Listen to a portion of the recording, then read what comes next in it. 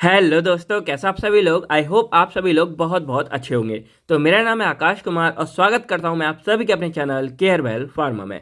तो आज की इस वीडियो में हम लोग बात करेंगे अपने subject pharmaceutical organic chemistry second के unit third fats and oil के बारे में। अब देखो, ये वाली जो हमारी यूनिट है ये भी कहीं ना कहीं हमारी बहुत इंपॉर्टेंट यूनिट हो जाती है, क्योंकि इसमें से काफ़ी अच्छे अच्छे क्वेश्चन देखने को मिलते हैं। बात करें अगर हम इसके पहले सिलेबस के बारे में, तो पूरी जो हमारी यूनिट है उसका नाम है फैट्स एंड ऑयल, और इसके अंदर दो मेन बड़े बड़े टॉपिक आते हैं। पहला हमारा आता है फैटी एसिड रिएक्शंस के बारे में, और दूसरा हमारा आता है एनालिटिक कांस्टेंट। अब इसके अंदर जो रिएक्शंस आती हैं वो आती हैं hydrolysis, hydrogenation, saponification, rancidity of oil, drawing oil, और इन्हीं से कनेक्टेड हमारे यहाँ पे कांस्टेंट वैल्यू आते हैं, जैसे एसिड वैल्यू हो गई, सपोनिफिकेशन वैल्यू हो गई, ईस्टर वैल्यू हो गई, आयोडीन वैल्यू हो गई। तो यही सब हमारे इसके अंदर क्वेश्चन आते हैं। अब यहाँ पे अगर इंपॉर्टेंट क्वेश्चन के बारे में बात करें जो इसके अंदर सबसे ज्यादा एग्जाम में पूछे जाते हैं, वो आते हैं कि right reactions of fats and oil. तो जो हमारे फैट्स एंड ऑयल है उसी को हम यहाँ पे फैटी एसिड रिएक्शंस बोलते हैं। तो उनमें ये हमारी टोटल 5 रिएक्शन है जो आती हैं, और इनमें सबसे ज्यादा मेजर मोस्ट इंपोर्टेंट हमारी आती है सपोनिफिकेशन हो गई, हाइड्रोलिसिस हो गई, रेंसिडिटी ऑफ ऑयल हो गई, ड्राइंग हो गई। ठीक है, तो इन चार को अच्छे से देखेंगे। हाइड्रोजनेशन भी आ जाती है, तो हम यहाँ पे देख सबको लेंगे, लेकिन ज्यादा फोकस हम जो अपने इस पे मारेंगे। ठीक है, इसके बाद हम यहाँ बात करें right method of analysis of fats and oil. तो इसमें जो फैट्स एंड ऑयल है उनके कुछ एनालिटिक कांस्टेंट जो हमने यहाँ देखे थे उनको मेजर करना होता है। तो इसमें जो सबसे इंपॉर्टेंट अभी जो एग्जाम में कुछ टाइम से आया है वो हमारा है आयोडीन वैल्यू, सपोनिफिकेशन वैल्यू। देखो, सपोनिफिकेशन हमारा बहुत इंपॉर्टेंट है क्योंकि रियल लाइफ में भी ये काफी इस्तेमाल किया जाता है। फिर हमारा ईस्टर वैल्यू आ गया, एसिड वैल्यू आ गया, आरएम वैल्यू और एस्टाइल वैल्यू। तो ये सब हम इस वीडियो में कवर करेंगे। और यहाँ लास्ट हमारा क्वेश्चन बनता है what do you mean by fats and oil हमारे क्या होते हैं। और कई बार 2 नंबर या थोड़े 5 नंबर में आ जाता है कि डिफरेंस बताओ फैट्स एंड ऑयल के बीच में क्या डिफरेंस है। यानी कि ये आपको नाम दिख रहा होगा फैट्स एंड ऑयल, तो इन दोनों के बीच में आखिर में क्या डिफरेंस होता है। तो चलिए इसको स्टार्ट करते हैं। उससे पहले अगर कोई ऐसे बच्चे हैं जिनको फैट्स एंड ऑयल का डिफरेंस पता हो यानी कि डेफिनेशन पता हो, तो फटाफट जो है कमेंट करके आप बता सकते हैं। इसके बाद इस वीडियो को लाइक करके 2 बार शेयर कर दो। बाकी इसकी जो पीडीएफ होगी वो आपको हमारे ऐप केयरवेल फार्मा के अंदर क्रैश कोर्स के अंदर देखने को मिल जाएगी। तो बच्चों देखो, आपको एक बात पता होगी कि जैसे हमारी जो बॉडी है ना, हमने बायोकेमिस्ट्री में पढ़ा था सेकंड सेम में कि हमारी बॉडी में जो कोई भी मतलब हम कुछ भी खाना पीना खाते हैं उससे हमारी बॉडी में कार्बोहाइड्रेट हमको मिलते हैं, लिपिड्स मिलते हैं, अमीनो एसिड्स मिलते हैं और प्रोटीन्स मिलते हैं। तो अगर हम बात करें फैट्स एंड ऑयल के बारे में, तो फैट्स एंड ऑयल हमारे वो सब्सटेंस या वो कंपाउंड है जो हमारे लिपिड्स वाली कैटेगरी में बिलोंग करते हैं। यानी कि जैसे हम कुछ भी खाते पीते हैं तो कुछ हमारे जैसे हम रोटी वगैरह खाते हैं तो उससे कार्बोहाइड्रेट हमको मिल रहा है, फिर किसी से प्रोटीन ज़्यादा मिलता है हमको, तो इस तरह चलता रहता है। अमीनो एसिड से मिलकर ही प्रोटीन बनता है हमारा। तो उसी तरह जो हमारे फैट्स एंड ऑयल ऐसे सब्सटेंस होते हैं जो हमारी लिपिड की कैटेगरी के अंदर आते हैं। यानी कि सिंपली अगर बोलें तो fats and oil belong to the natural occurring compounds या group of compound called lipids. तो अगर हम सिंपली भाषा में बोले तो फैट्स एंड ऑयल हमारे लिपिड्स ही होते हैं। अब यहाँ पे एक फर्क होता है, जितने भी फैट्स एंड ऑयल हमारे हैं वो सारे के सारे हमारे लिपिड्स के अंदर बिलोंग करते हैं, लेकिन जितने लिपिड हैं वो सारे हमारे फैट्स एंड ऑयल नहीं होंगे। अब इसको कुछ इस तरह समझो, मान लो आपका एक फार्मेसी का कॉलेज है, ठीक है। अब फार्मेसी कॉलेज में वही एक year, first year, second year, third year, fourth year, 4 year के हमारे पास बच्चे हैं। अब हम ये बोल सकते हैं कि भाई जो सेकंड ईयर के बच्चे हैं वो हमारे फार्मेसी में बिलोंग करते हैं, लेकिन सारे फार्मेसी के बच्चे हमारे सेकंड के नहीं है, क्योंकि भाई इसमें हमारे फर्स्ट के भी हैं, थर्ड के भी है, फोर्थ के भी है। इस तरह हमारे लिपिड और भी कई प्रकार के होते हैं। तो जो हमारे फैट्स एंड ऑयल है वो जस्ट एक टाइप है जो हमारे लिपिड के अंदर बिलोंग करते हैं। तो ये सिंपली हमको समझ आ रहा है कि जो हमारे फैट्स एंड ऑयल है वो हमारे लिपिड के अंदर बिलोंग करते हैं।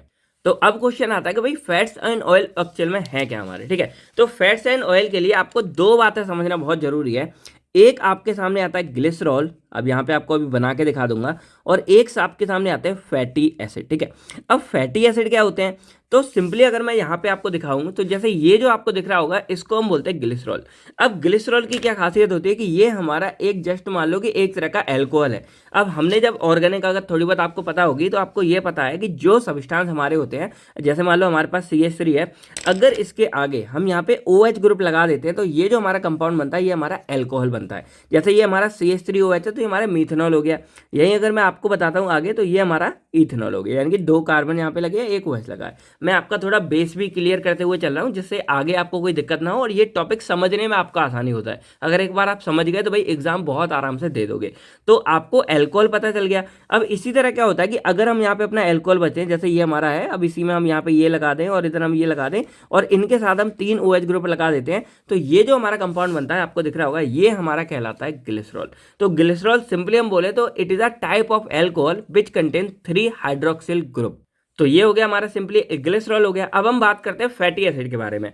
तो फैटी एसिड एक्चुअल में क्या होता है, फैटी एसिड हमारे वो कंपाउंड होंगे जिनके लास्ट में आपको कार्बोक्सिलिक एसिड देखने को मिलता है। अब कार्बोक्सिलिक एसिड क्या होता है, जैसे ये हमारा सी है, अब यहाँ पे हमारा COOH, ये हमारा होता है एक्चुअल में कार्बोक्सिलिक एसिड। यानी कि कोई भी हमारा कंपाउंड है अगर उसके पीछे ये वाला फंक्शनल ग्रुप अगर लग गया तो वो हमारा कार्बोक्सिलिक एसिड कहलाता है। अब यहाँ पे अगर इसको हम फुल करके देखें तो देखो इस तरह होता है कि एक सी के साथ हमारा डबल बॉन्ड O होता है और एक सी के साथ हमारा इधर OH लगा होता है। तो ये जो हमारा ग्रुप होता है इसको हम यहाँ पे कार्बोक्सिलिक एसिड बोलते हैं। और इस पूरे कार्बोक्सिलिक एसिड में जो मेन हमारा ग्रुप है, कंपाउंड है, वो होता है ये C डबल बॉन्ड O, और इसको हम क्या बोलते हैं, अगर केवल इसको बोल रहा हूँ, इसको हम बोलते हैं कार्बोनिल ग्रुप। तो आपके कुछ बेसिक क्लियर होते जा रहे होंगे। अब ये हमारा होता है कार्बोक्सिलिक एसिड। अब हम मान लेते हैं कोई सा कंपाउंड, जैसे हमने यहाँ पे OH लगा रहे थे, अब मैं क्या करूँ कि यहाँ पे मैंने CH3 CH2 और यहाँ पे मैं OH की जगह क्या लगा दूँ, COOH लगा देता हूँ, ठीक है।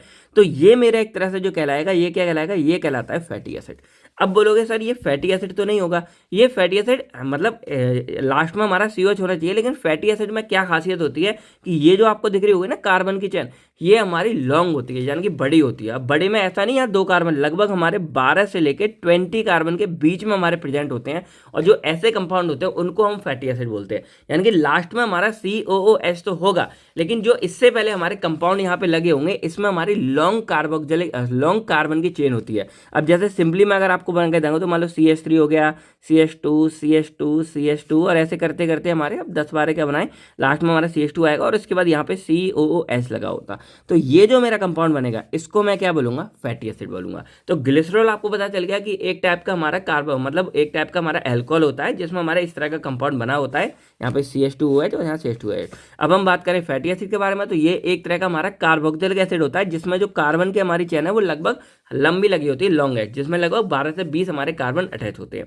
तो यहाँ पे ग्लिसरॉल और फैटी एसिड आप समझ गए। अब जब हम इन दोनों को मिला देते हैं, यानी कि हम इन दोनों को जब मिला देंगे तब हमारा फॉर्म होता है एक लिपिड, और यही लिपिड हमारा क्या कहलाता है, फैट्स एंड ऑयल कहलाता है। यानी कि वही मैंने बात बोला कि fats and oil belong to the category of lipid. तो जो ऐसे लिपिड हैं जिनमें क्या हो रहा है, हमारा ग्लिसरॉल और जो हमारा फैटी एसिड है ये आपस में मिक्स होकर बन रहे हैं, उसी को हम यहाँ पे फैट्स एंड ऑयल या फिर लिपिड बोल देते हैं।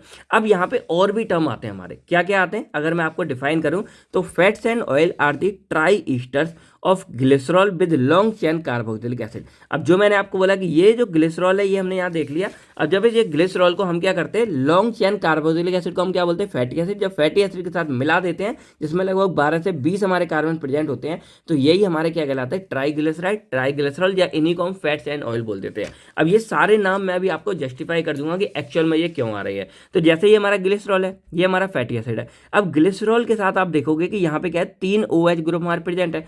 तो इसके लिए हम यहाँ पे क्या करते हैं कि फैटी एसिड हम कितने लेते हैं, 3 फैटी एसिड लेते हैं। और ये जो 3 फैटी एसिड है इसी की वजह से आपको हर तरफ जो है ट्राई ट्राई ट्राई देखने को मिलता है, क्योंकि यहाँ पे हम फैटी एसिड 3 लेते हैं।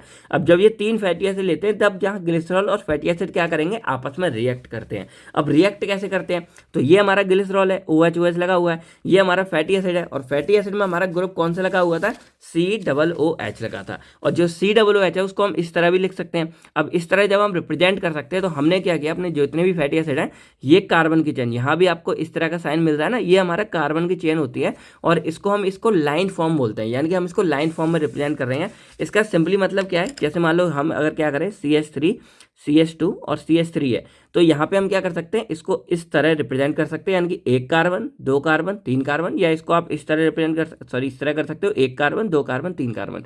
तो इसी तरह यहाँ पे हमारी जो चेन है वो रिप्रेजेंट हो रही है। और अगर हम इसको कैलकुलेट करें कितना है, 1 2 3 4 5 6 7 और ये 8, यानी कि लगभग हमारी 8 कार्बन की इसमें चेन हो गई है। और लंबी बनानी थी, या थोड़ी जगह कम थी इसलिए बना दिया। तो लगभग हमारी 12 से 20 कार्बन की चेन होती है, उसके साथ कार्बोक्सिलिक एसिड लग जाता है।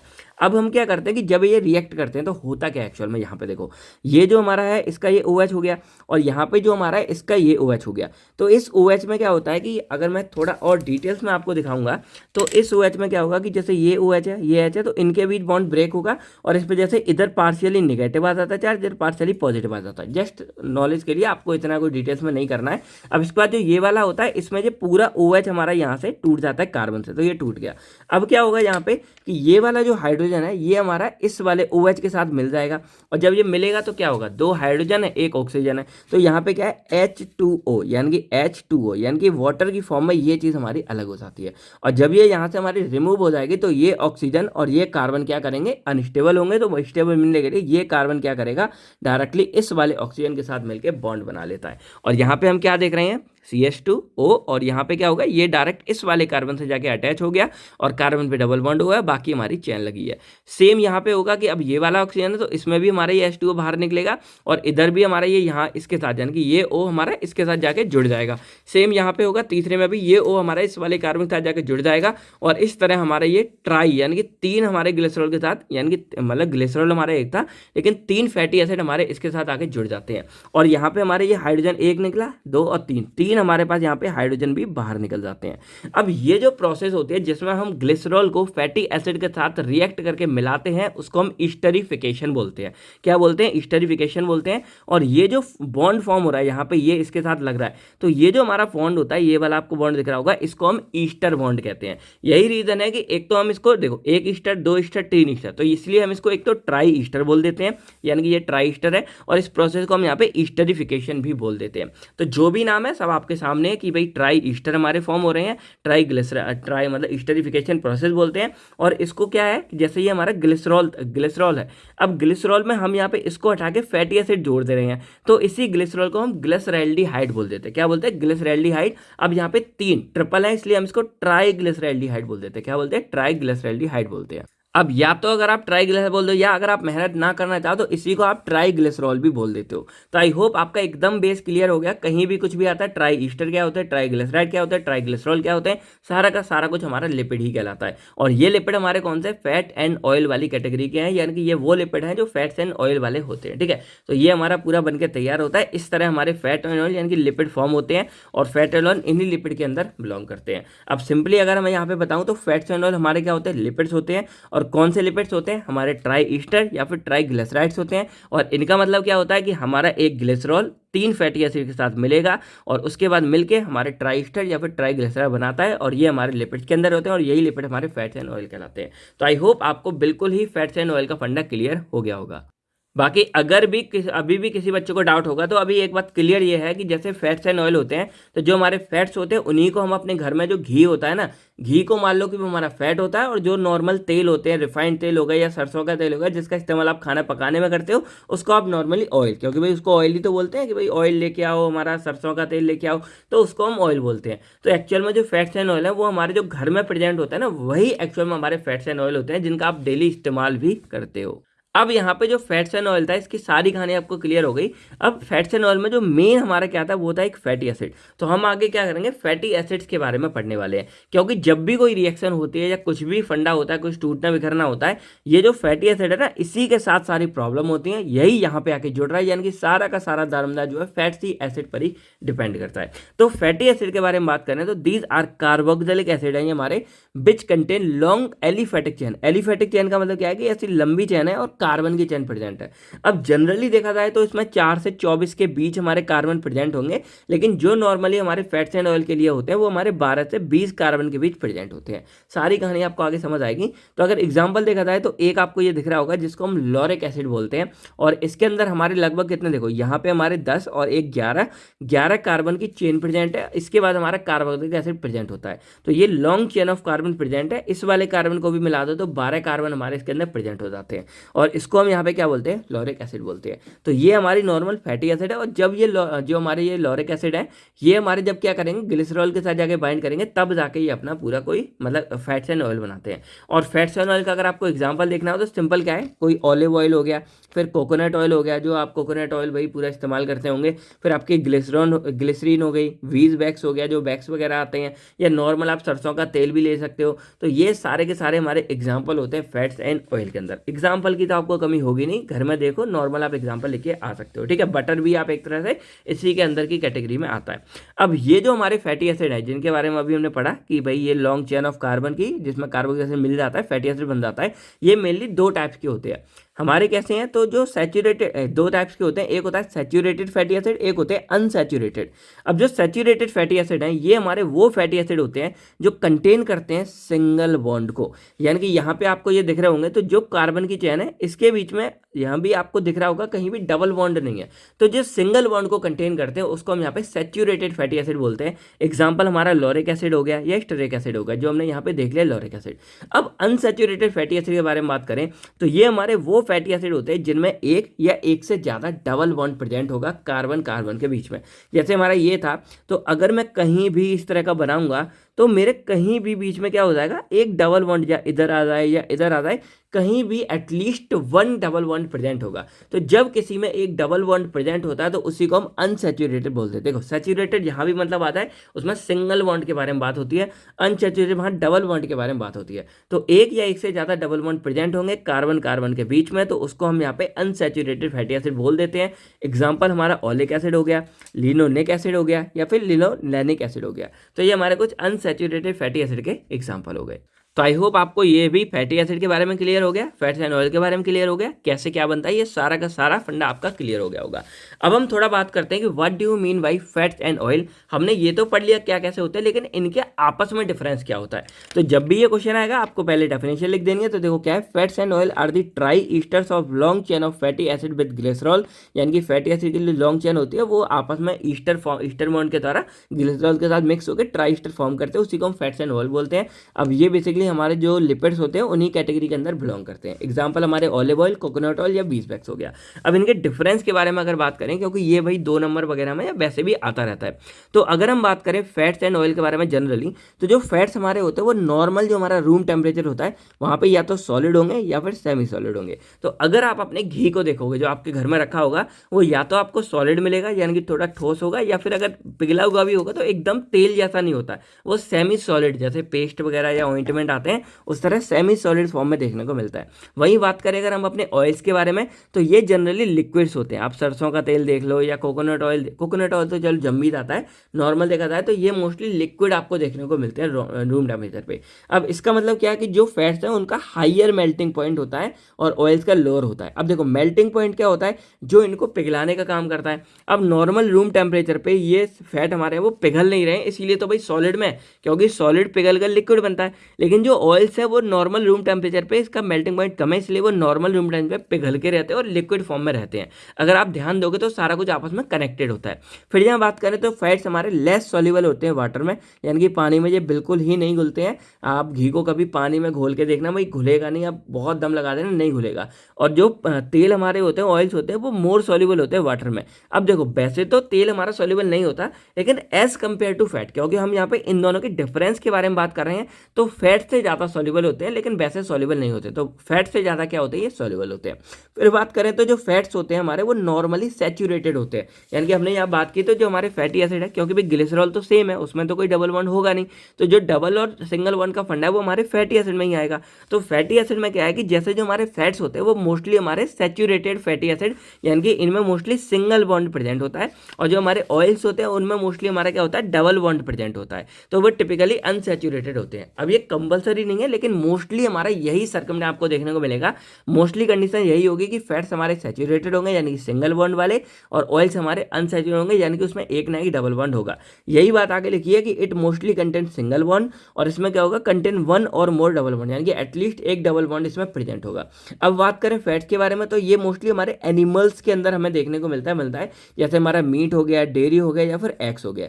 अब अंडों वगैरह से फैट वगैरह बनता है, मीट वगैरह से, और जो डेयरी होता है जैसे दूध वगैरह है वो भी हमको एनिमल से मिलता है, और उस दूध की मदद से हम आगे जाके घी वगैरह फॉर्म करते हैं। तो ये हमारा टोटल एनिमल वेस्ट हो जाता है। अब जो ऑयल के बारे में बात करें तो ये हमारा प्लांट वेस्ट होता है। अब जैसे अगर मैं आपसे पूछूं सरसों का तेल कहाँ से आता है, सरसों राई जो हमारी होती है वहाँ से आता है। कोकोनट ऑयल कहाँ से आता है, कोकोनट एक हमारा प्लांट होता है। फिर हमारे कुछ सीड्स का तेल हो गया, नट्स हो गए, हमारे जो मूंगफली का तेल हो गया या बादाम का तेल हो गया, तो जितना भी है हमारा सारा का सारा क्या है, प्लांट प्रोडक्ट वेस्ट है। तो भाई जो आपको नॉलेज रियल लाइफ के वही सारी यहाँ काम आ रही है। इसके बाद जो हमारे फ्रूट्स वगैरह का तेल है वो भी यहाँ काम आता है।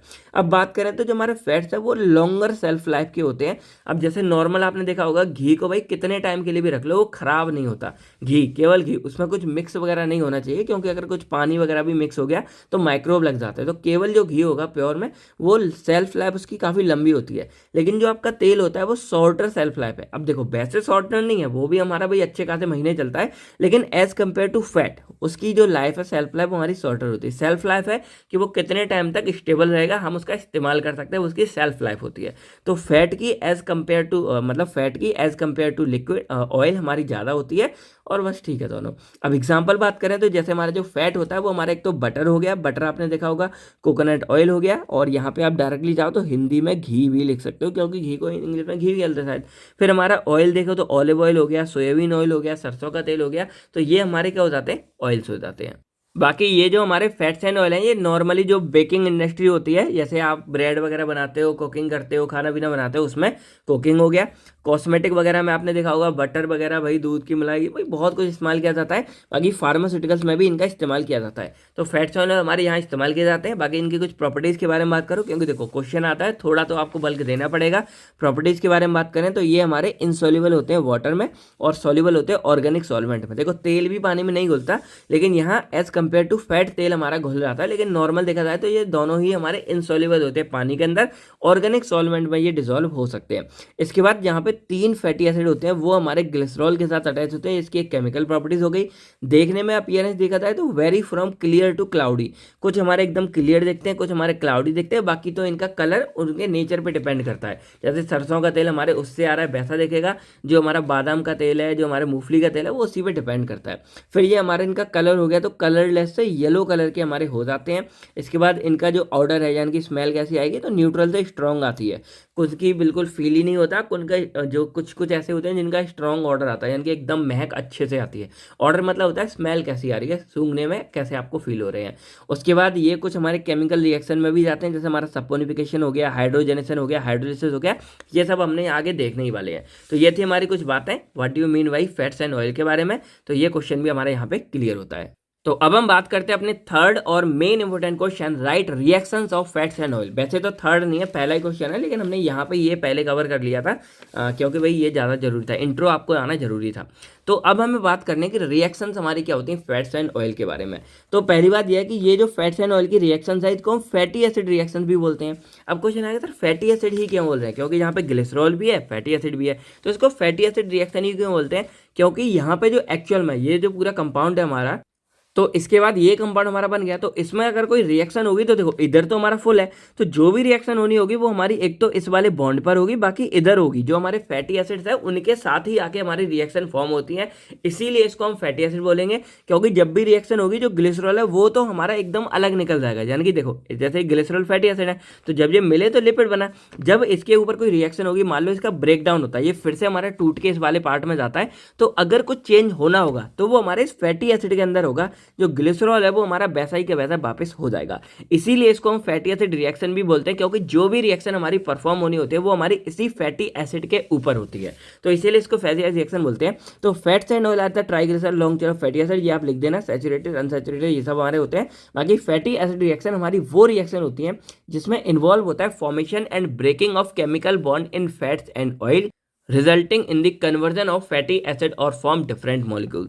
तो यहाँ सिंपल ये बोल रहा है कि जैसे ये जो हमारा फैट्स एंड ऑयल है, तो जब फैटी एसिड रिएक्शन हमारी वो रिएक्शन है जिसमें इन्वॉल्व होता है कि हमारे जो इनके बीच में कोई बॉन्ड है, या तो कोई बॉन्ड बनेगा या कोई बॉन्ड टूटेगा, और उस बनने और टूटने की वजह से क्या होगा कि ये जो हमारा फैटी एसिड है ये तो बिल्कुल ऐसा अलग हो जाएगा, या ये फैटी एसिड किसी और कंपाउंड में बदल जाएगा। तो वही दिया है कि formation and breaking of chemical compound is fats and oil, और इससे क्या होगा, जो हमारे फैटी एसिड है वो फॉर्म होगा, या फिर हमारे कोई डिफरेंट मॉलिक्यूल्स में फैटी एसिड कन्वर्ट हो जाता है। अब जैसे सिंपली हम यहाँ देखेंगे, जैसे हमारे जो फैट्स एंड ऑयल है वो फैटी एसिड प्लस ग्लिसरॉल से बना होता है, तो जब रिएक्शन होती है तो इसी फैटी एसिड में हमारा कुछ ना कुछ चेंज हो जाता है, और इसीलिए हम इसको फैटी एसिड रिएक्शन बोलते हैं। अब ये सिंपली हमारी 5 टाइप्स की होती हैं, hydrolysis, saponification, hydrogenation, rancidity of oil and drawings of oil.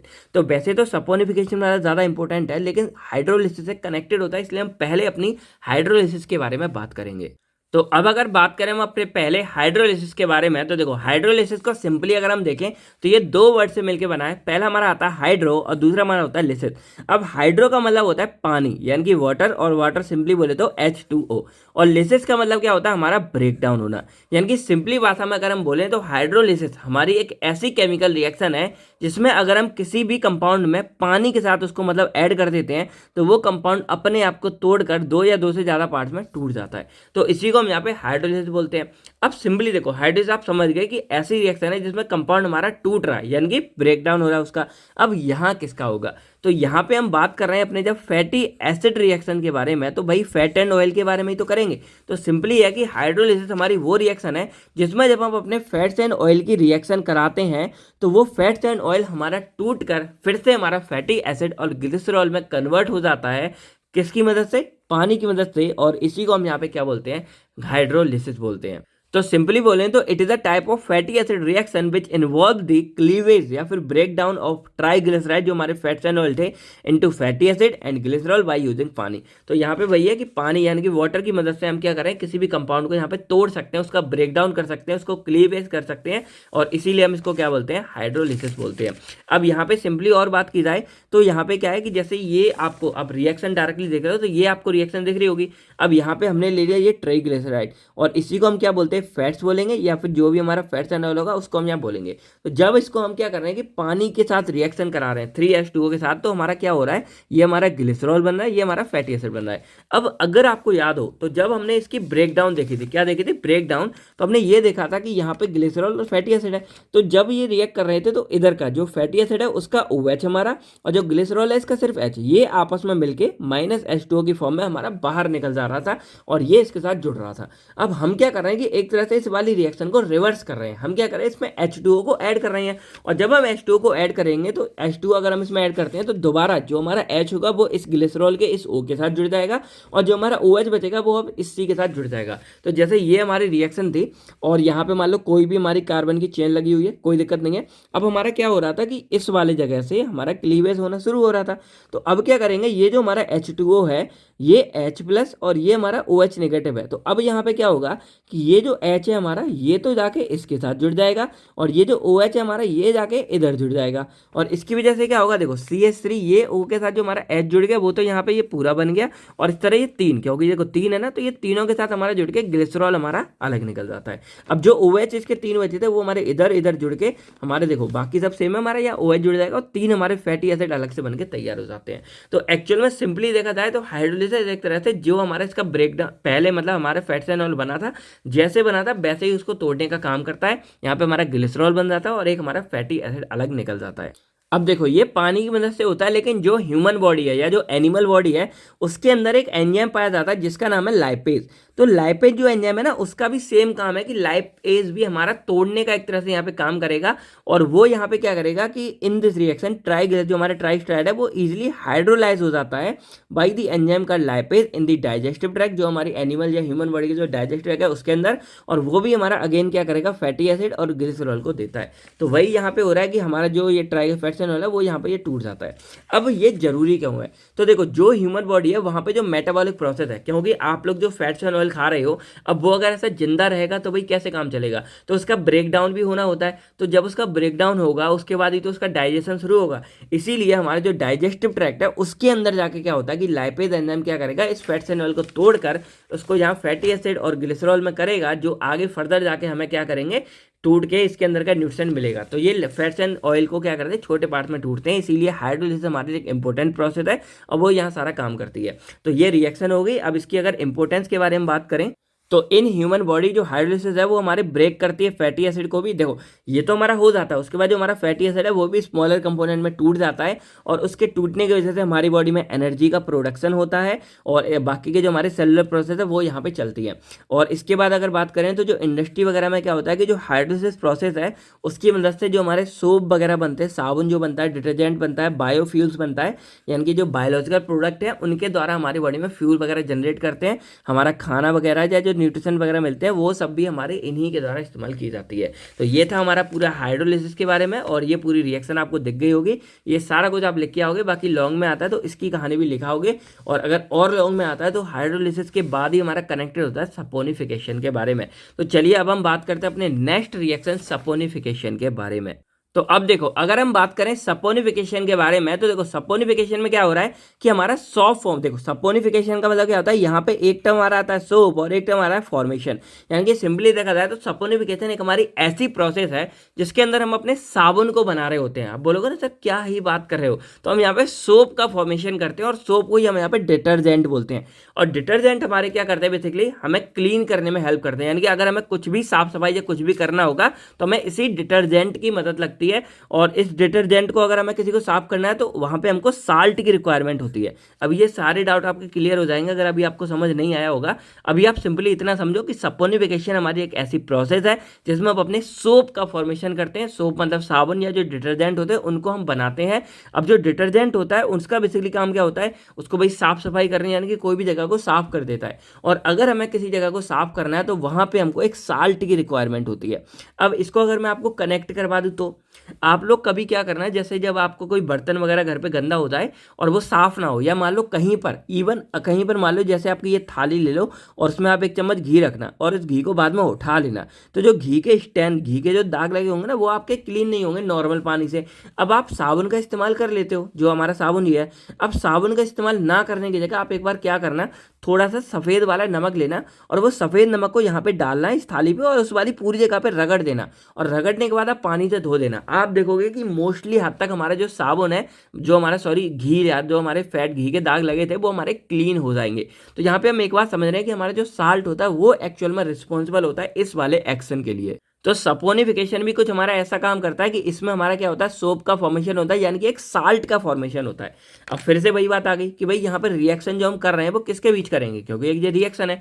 तो भाई हमारी जितनी भी रिएक्शन है ये सारी हमारी फैटी एसिड के ऊपर ही हो रही है, यानी कि जो हमारी फैट्स है उन्हीं के ऊपर हो रही है। तो उसी के ऊपर हम यहाँ पे ये वाली रिएक्शन करते हैं, और इसके अंदर बेसिकली क्या होता है, हाइड्रोलिसिस होती है, यानी कि ब्रेक डाउन होती है। अब हाइड्रोलिसिस हो रही है लेकिन किसकी मदद से हो रही है, जैसे यहाँ पे हम पानी का इस्तेमाल कर रहे थे, लेकिन जो सपोनिफिकेशन है इसमें जो हमारी हाइड्रोलिसिस हो रही है, ब्रेक डाउन हो रही है, वो हम करते हैं एक बेस की मदद से। और बेस हम यहाँ पे मोस्टली लेते हैं NaOH, यानी कि सोडियम हाइड्रोक्साइड लेते हैं। अब कुछ बेसिक बातें आपको समझ आ गई, आप समझते हैं कि ये रिएक्शन हमारी काम कैसे करती है। तो सिंपली अगर मैं आपको दिखाऊं तो मान लो कि ये हमारा एक फैट एंड ऑयल है। अब फैट्स एंड ऑयल को मोस्टली हम जो है फैट एंड ऑयल को हम ट्राइग्लिसराइड के रूप में ही लिखते हैं, तो ये यहाँ पे लिखा हुआ है। अब ये आपको दिख रहा होगा, अब इसमें देखो ये वाला जो हिस्सा है आपको दिख रहा होगा, ये हमारा पूरा का पूरा क्या होता है, ग्लिसरॉल वाला होता है, और ये हमारा पूरा फैटी एसिड वाला होता है। अब यहाँ पे ये आर हमारी कितनी भी लंबी चेन हो सकती है, ठीक है, शॉर्ट में लिखा है जिससे आपको समझ आता है।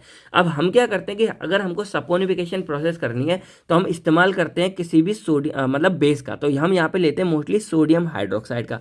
अब जब यहाँ पे हम सोडियम हाइड्रोक्साइड लेते हैं तो हमारी क्या NaOH है।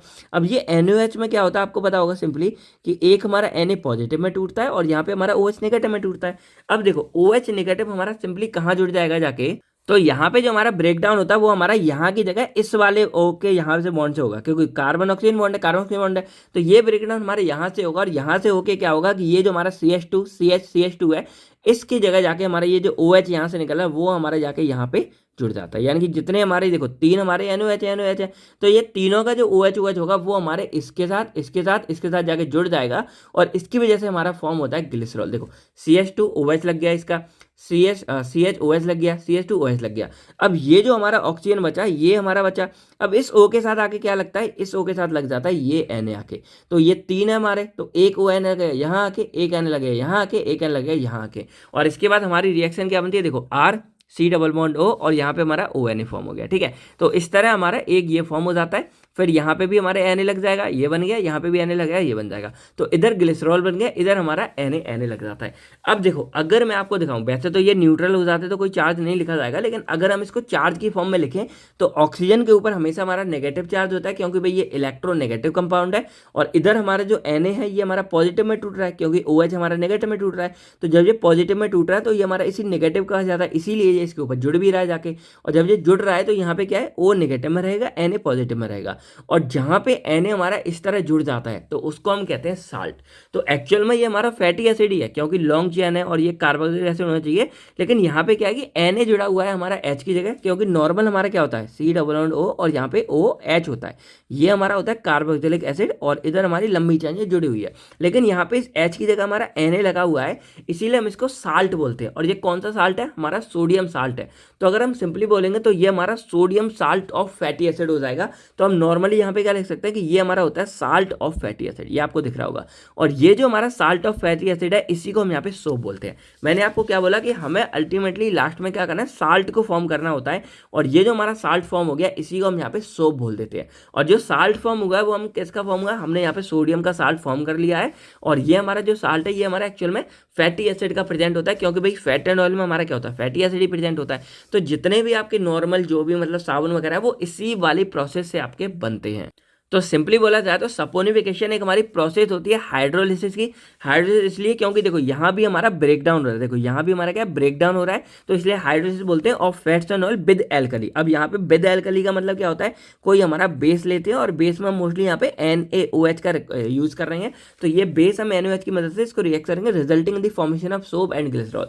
तो इसके रिजल्ट में हमारा एक तो सोप बन जाता है और एक हमारा ग्लिसरॉल बन के तैयार हो जाता है। अब और देखा जाए तो व्हेन ट्राइग्लिसराइड आर हाइड्रोलाइज, यानी कि इसको हाइड्रोलाइज करेंगे, इसको सपोनिफाइड भी बोल देते हैं भाई एल्कली। एल्कली की वजह से NaOH या KOH की वजह से glycerol and salt of fatty acid are produce and this sodium and potassium salt which are obtain term as salt.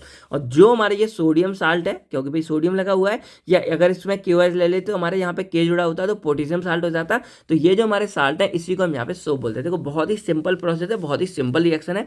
I hope आपको ये पूरा समझ आ गया होगा।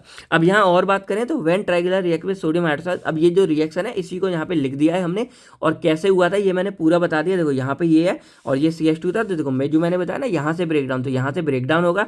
ये जो पूरा एरिया है इसमें देखो जब भी हमारा क्या होता है ऐसे टूट जाए तो जो पहला वार्ड है वो हमारा दूसरे वाले से जुड़ता है। देखो यहाँ पे क्या है, जो हमने ऐसे तोड़ा तो इधर का हमारा इसके से जुड़ गया और इधर का इधर से। तो यहाँ पे क्या हो रहा है, जो हमारा ये वाला ये Na से जुड़ रहा है, ये OH से जुड़ रहा है, और इस तरह करके हमारा देखो ये इधर बन जाता है ग्लिसरॉल के फॉर्म में, और जो इधर जुड़ेगा तो ये हमारा इस तरह साल्ट के फॉर्म में जनरेट हो जाता है। या इसको इस तरह लिखो या इस तरह लिखो, और यही मैंने यहाँ लिखा। ये एक तरह से मैंने क्या कर दिया आपके लिए रफ यहाँ पे लिख दिया। तो ये था पूरा हमारा सपोनिफिकेशन के बारे में। अब बाकी इसके बारे में थोड़ी और बात करते हैं, क्योंकि ये हमारा 10 मार्क्स में आ जाता है कई बार, या 7 नंबर में आएगा।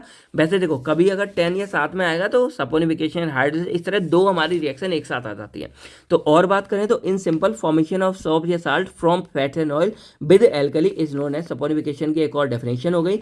अब एग्जांपल एक रियल लाइफ लेके, तो जैसे हमारा ट्राइपैल्मिटीन हो गया, इसकी रिएक्शन अगर हम सोडियम हाइड्रोक्साइड के साथ करवाते हैं तो हमारा सोडियम पैल्मिटेट फॉर्म हो जाता है। ये आपको यहाँ दिख रहा होगा, देखो Na लगा हुआ है, तो ये सोडियम साल्ट ऑफ हमारा फैटी एसिड है, और ये साल्ट हमारा बन गया ग्लिसरॉल, हमारे इधर अलग निकल के आ गया। बाकी देखो अब जो हमारे यहाँ पे सोप बन रहा था, साबुन बन रहा था, ये बेसिकली दो तरीके के हमारे हो सकते हैं। एक हमारा होता है हार्ड सोप और एक हमारा होता है सॉफ्ट सोप। तो हार्ड सोप के बारे में बात करें तो ये मोस्टली हमारा sodium salt of higher fatty acid होता है, यानी कि जो हम यहाँ पे देख रहे थे अभी, उसमें फैटी एसिड में जो सोडियम साल्ट है वो हमारे यहाँ इस्तेमाल होता है। और ये हमारा कब रिएक्ट बनता है, जब NaOH हमारा रिएक्ट करता है फैट्स एंड ऑयल के साथ में, तभी तो भाई हमारा सोडियम साल्ट बनेगा।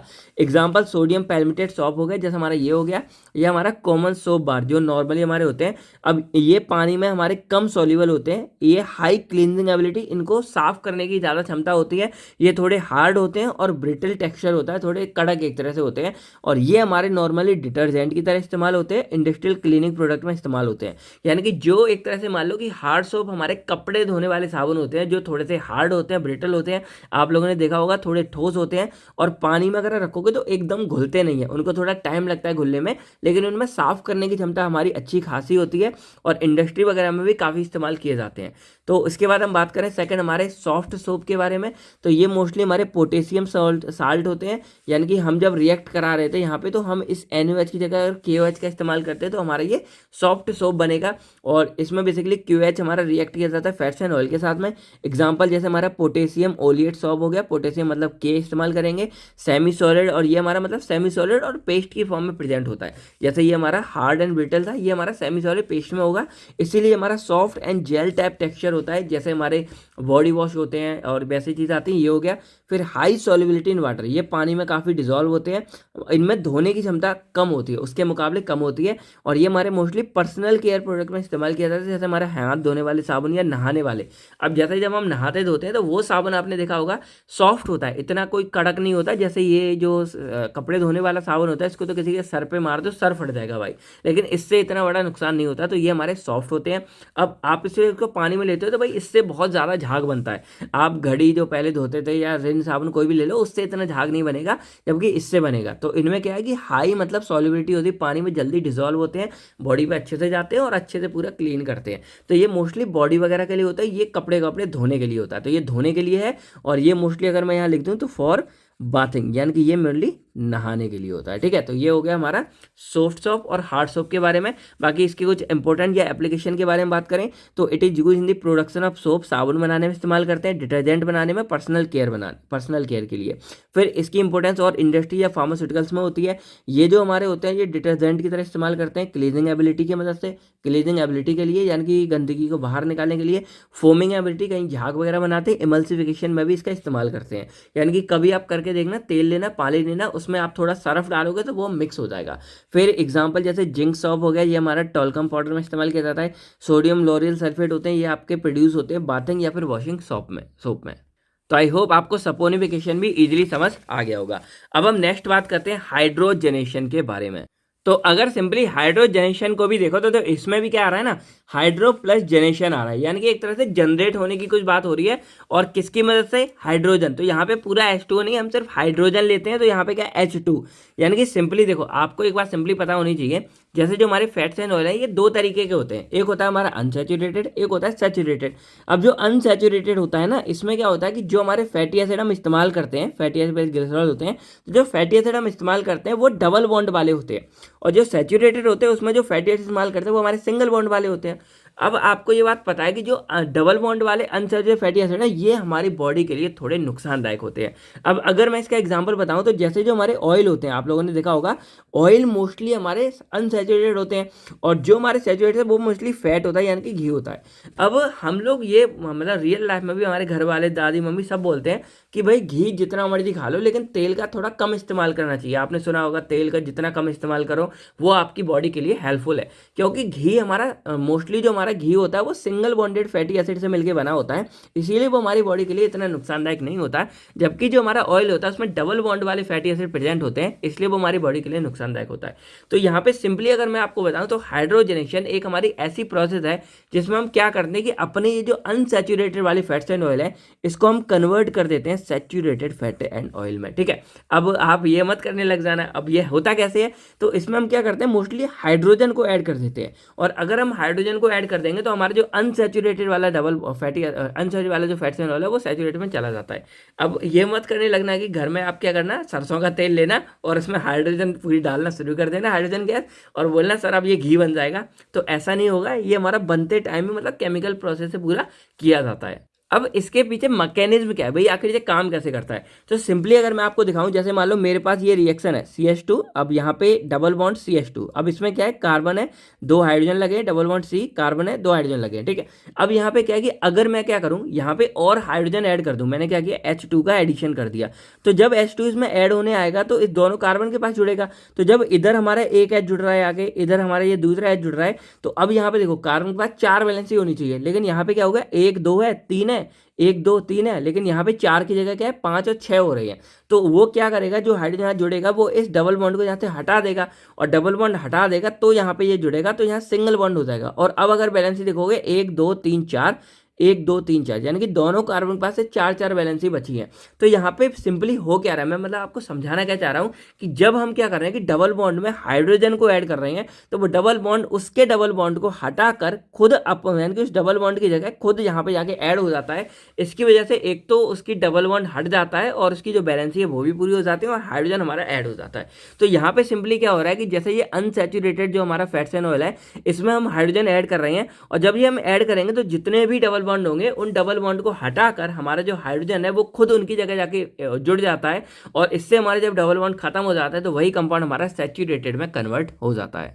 तो अगर थोड़ी बात हम इधर करें तो क्या है कि इट इज अ प्रोसेस और chemical reaction that involve the addition of hydrogen, जो हाइड्रोजन का एडिशन है, टू अनसैचुरेटेड फैटी एसिड। इसमें एक अनसैचुरेटेड फैटी एसिड में हाइड्रोजन को ऐड करते हैं या फैट्स या फिर ऑयल के अंदर में, तो हमारा सैचुरेटेड फैट्स या ऑयल प्रोड्यूस हो जाता है। अब इससे हम क्या कर सकते हैं, एक तो जो हमारा फैट्स एंड ऑयल है उसके भाई टेक्सचर को, उसकी स्टेबिलिटी को, उसकी शेल्फ लाइफ को इंप्रूव कर सकते हैं, क्योंकि अभी हमने पढ़ा था जब हमने डिफरेंस पढ़े थे कि ये तीनों चीज़ें हमारा जो फैट एंड ऑयल के डिफरेंस में देखा था कि जो हमारा फैट है उनके लिए स्टेबिलिटी ज़्यादा होती है, उसकी सेल्फ लाइफ अच्छी होती है और उसका टेक्सचर भी हमारा अच्छा होता है, सॉलिड होगा या फिर सेमी सॉलिड होता है। और ऑयल में ये सब चीज़ें हमारी कम होती हैं, इसीलिए अगर हम क्या करें कि अनसैचुरेटेड को सैचुरेटेड में कन्वर्ट कर देते हैं तो भाई हम इन चीज़ों को इंप्रूव कर सकते हैं। तो वही काम हम यहाँ करते हैं। बाकी इसकी अगर हम रिएक्शन के बारे में बात करें तो सिंपली आपको यहाँ पे दिख रहा होगा, तो जैसे मान लो ये हमारा एक ग्लिसरॉल ट्राइओलिएट है, ठीक है, तो ये हमारा एक ऑयल होता है, ये आपको पूरा दिख रहा होगा। अब हम क्या करते हैं, इसमें हाइड्रोजन गैस को पास कराते हैं। अब हाइड्रोजन गैस को जब पास कराएंगे तो जितनी भी गैस की रिक्वायरमेंट यहाँ पे होगी, जैसे मान लो यहाँ पे ये डबल बॉन्ड है, ये डबल बॉन्ड है, ये डबल बॉन्ड है,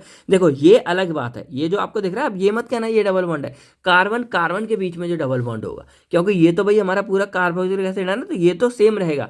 जो ये वाला बॉन्ड होता है ना, अब देखो कुछ बच्चे होते हैं जिनको भाई ये बेसिक भी क्लियर नहीं होता है, इसलिए मैं यहाँ बीच बीच में बता देता हूँ। तो यहाँ पे हम क्या करते हैं कि ये जो हमारा पूरा ऑयल है इसके हम रिएक्शन कराते हैं किसके साथ में, हाइड्रोजन गैस के साथ में, इन द प्रेजेंस ऑफ एक दो कैटलिस्ट का इस्तेमाल करते हैं, जैसे हमारा निकल या पैलेडियम होता है, और ये इस्तेमाल करते हैं। तो ये क्या करता है, हमारी इस रिएक्शन को करने में हेल्प करता है। अब अगर आपको थोड़ा इससे आइडिया लग गया होगा तो ये जो हमारी रिएक्शन है हाइड्रोजनेशन वाली, ये एक हमारी रिडक्शन रिएक्शन होती है। और रिडक्शन में हम क्या करते हैं कि हम वहाँ पे हाइड्रोजन का एडिशन करते हैं और उसमें हम हमेशा क्या लेते हैं, निकल को या पैलेडियम को क्या लेते हैं, एज अ कैटलिस्ट की तरह इस्तेमाल करते हैं। तो जब हम हाइड्रोजन गैस को पास करेंगे तो ये हाइड्रोजन क्या करेगा, ये जो है देखो हमने यहाँ 3 इस्तेमाल किया है, तो यहाँ पे क्या करेगा, 2 हाइड्रोजन एक में जाके जुड़ेंगे तो CH2 यहाँ पे 2 हो जाएंगे, तो ये हट जाएगा, ये हट जाएगा, ये हट जाएगा, और दोनों की जगह देखो 3 दूनी 6, 2 हाइड्रोजन यहाँ पे जुड़ेंगे, 2 यहाँ जुड़ेंगे, 2 यहाँ जुड़ेंगे, और हमारा ये कंप्लीट जो ऑयल है कंपाउंड वही रहेगा। तो क्या है हमारा ग्लिसरॉल ट्राइओलिएट है। अब यहाँ पे E का मतलब वो उसके लिए आ रहा है जो डबल बॉन्ड है, अब यहाँ हो जाएगा ग्लिसरॉल ट्राई स्टीरियोट हो जाएगा।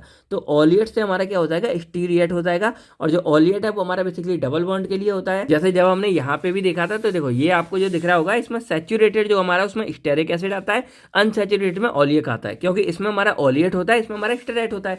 तो अगर हमने यहाँ पे क्या देखा कि ये हमारा ग्लिसरॉल ट्राइओलिएट था, क्योंकि इसमें डबल बॉन्ड था, जब ये सिंगल में कन्वर्ट किया तो ग्लिसरॉल ट्राई स्टीरिएट बन गया और ये हमारा एक फैट बन गया।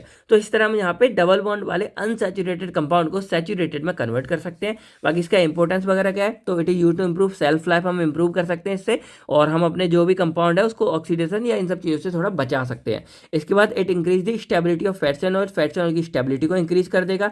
It also use in very industry, ये काफ़ी इंडस्ट्री में इस्तेमाल किया जाता है, जैसे फूड में, फार्मास्यूटिकल में, कॉस्मेटिक और केमिकल इंडस्ट्री में। और ये हमारे वेजिटेबल घी, जो हमारा घी बनता है या जो डालडा, इसको घी को डालडा भी बोल देते हैं, उसको बनाने में इसका इस्तेमाल करते हैं। अब जो मैंने आपको बोला था कि घी हमारा दूध के द्वारा भी बनता है, लेकिन और भी हम इन चीज़ों से भी बना सकते हैं, इन रिएक्शनों के द्वारा भी हम इसको बना सकते हैं। तो ये था हमारा पूरा हाइड्रोजनेशन के बारे में। तो अब हम बात करते हैं अपने next reaction rancidity of oil के बारे में। तो देखो रेंसिडिटी ऑफ ऑयल बिल्कुल ही कनेक्टेड टॉपिक है जो रियल लाइफ में काफ़ी बार आप लोगों ने देखा होगा।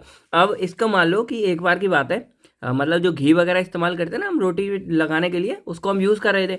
तो अब ना एक चम्मच मैंने उठाई घी निकालने के लिए, और चम्मच थी गीली, यानी कि उसमें थोड़ा पानी लगा था, उसको हमने निकाला घी और निकाल के हमने रोटी पे लगाया और वापस ऐसे ही डाल दी। अब हमने क्या किया, उसको भूल गए। अब कुछ टाइम हम क्या देख रहे हैं कि जैसे उस जगह जो घी था ना, वो जगह हल्की हल्की काली पड़ना शुरू हो गई है, ठीक है, ब्लैक। वैसे तो घी हमारा खराब नहीं होता, लेकिन अगर इस घी को इस वाली कंडीशन में आप डाल देते हो, यहाँ पे जो घी हमारा वो किसी तरह की मॉइस्ट एयर के कंटेंट में आ जाती है। मॉइस्ट एयर का मतलब क्या होता है कि हल्का हल्का पानी या फिर जो एयर हवा होती है, गीली हवा, उसके कांटेक्ट में आ जाती है, तो जो हमारा घी है वो कुछ टाइम में क्या होता है, खराब होना शुरू हो जाता है। और ऐसा होता है हमारा रेंसिडिटी ऑफ ऑयल के चक्कर में। यानी कि ये जो रिएक्शन है वो एक्चुअल में आपको ये बताते हैं कि जैसे हमारा जो घी वगैरह है वो भी हमारा खराब हो सकता है। और ये जो हमारा खराब होता है ये सिंपली हमारे 2-3 रीजन की वजह से होता है, जिसमें सबसे बड़ा रीजन हमारा होता है ऑक्सीडेशन।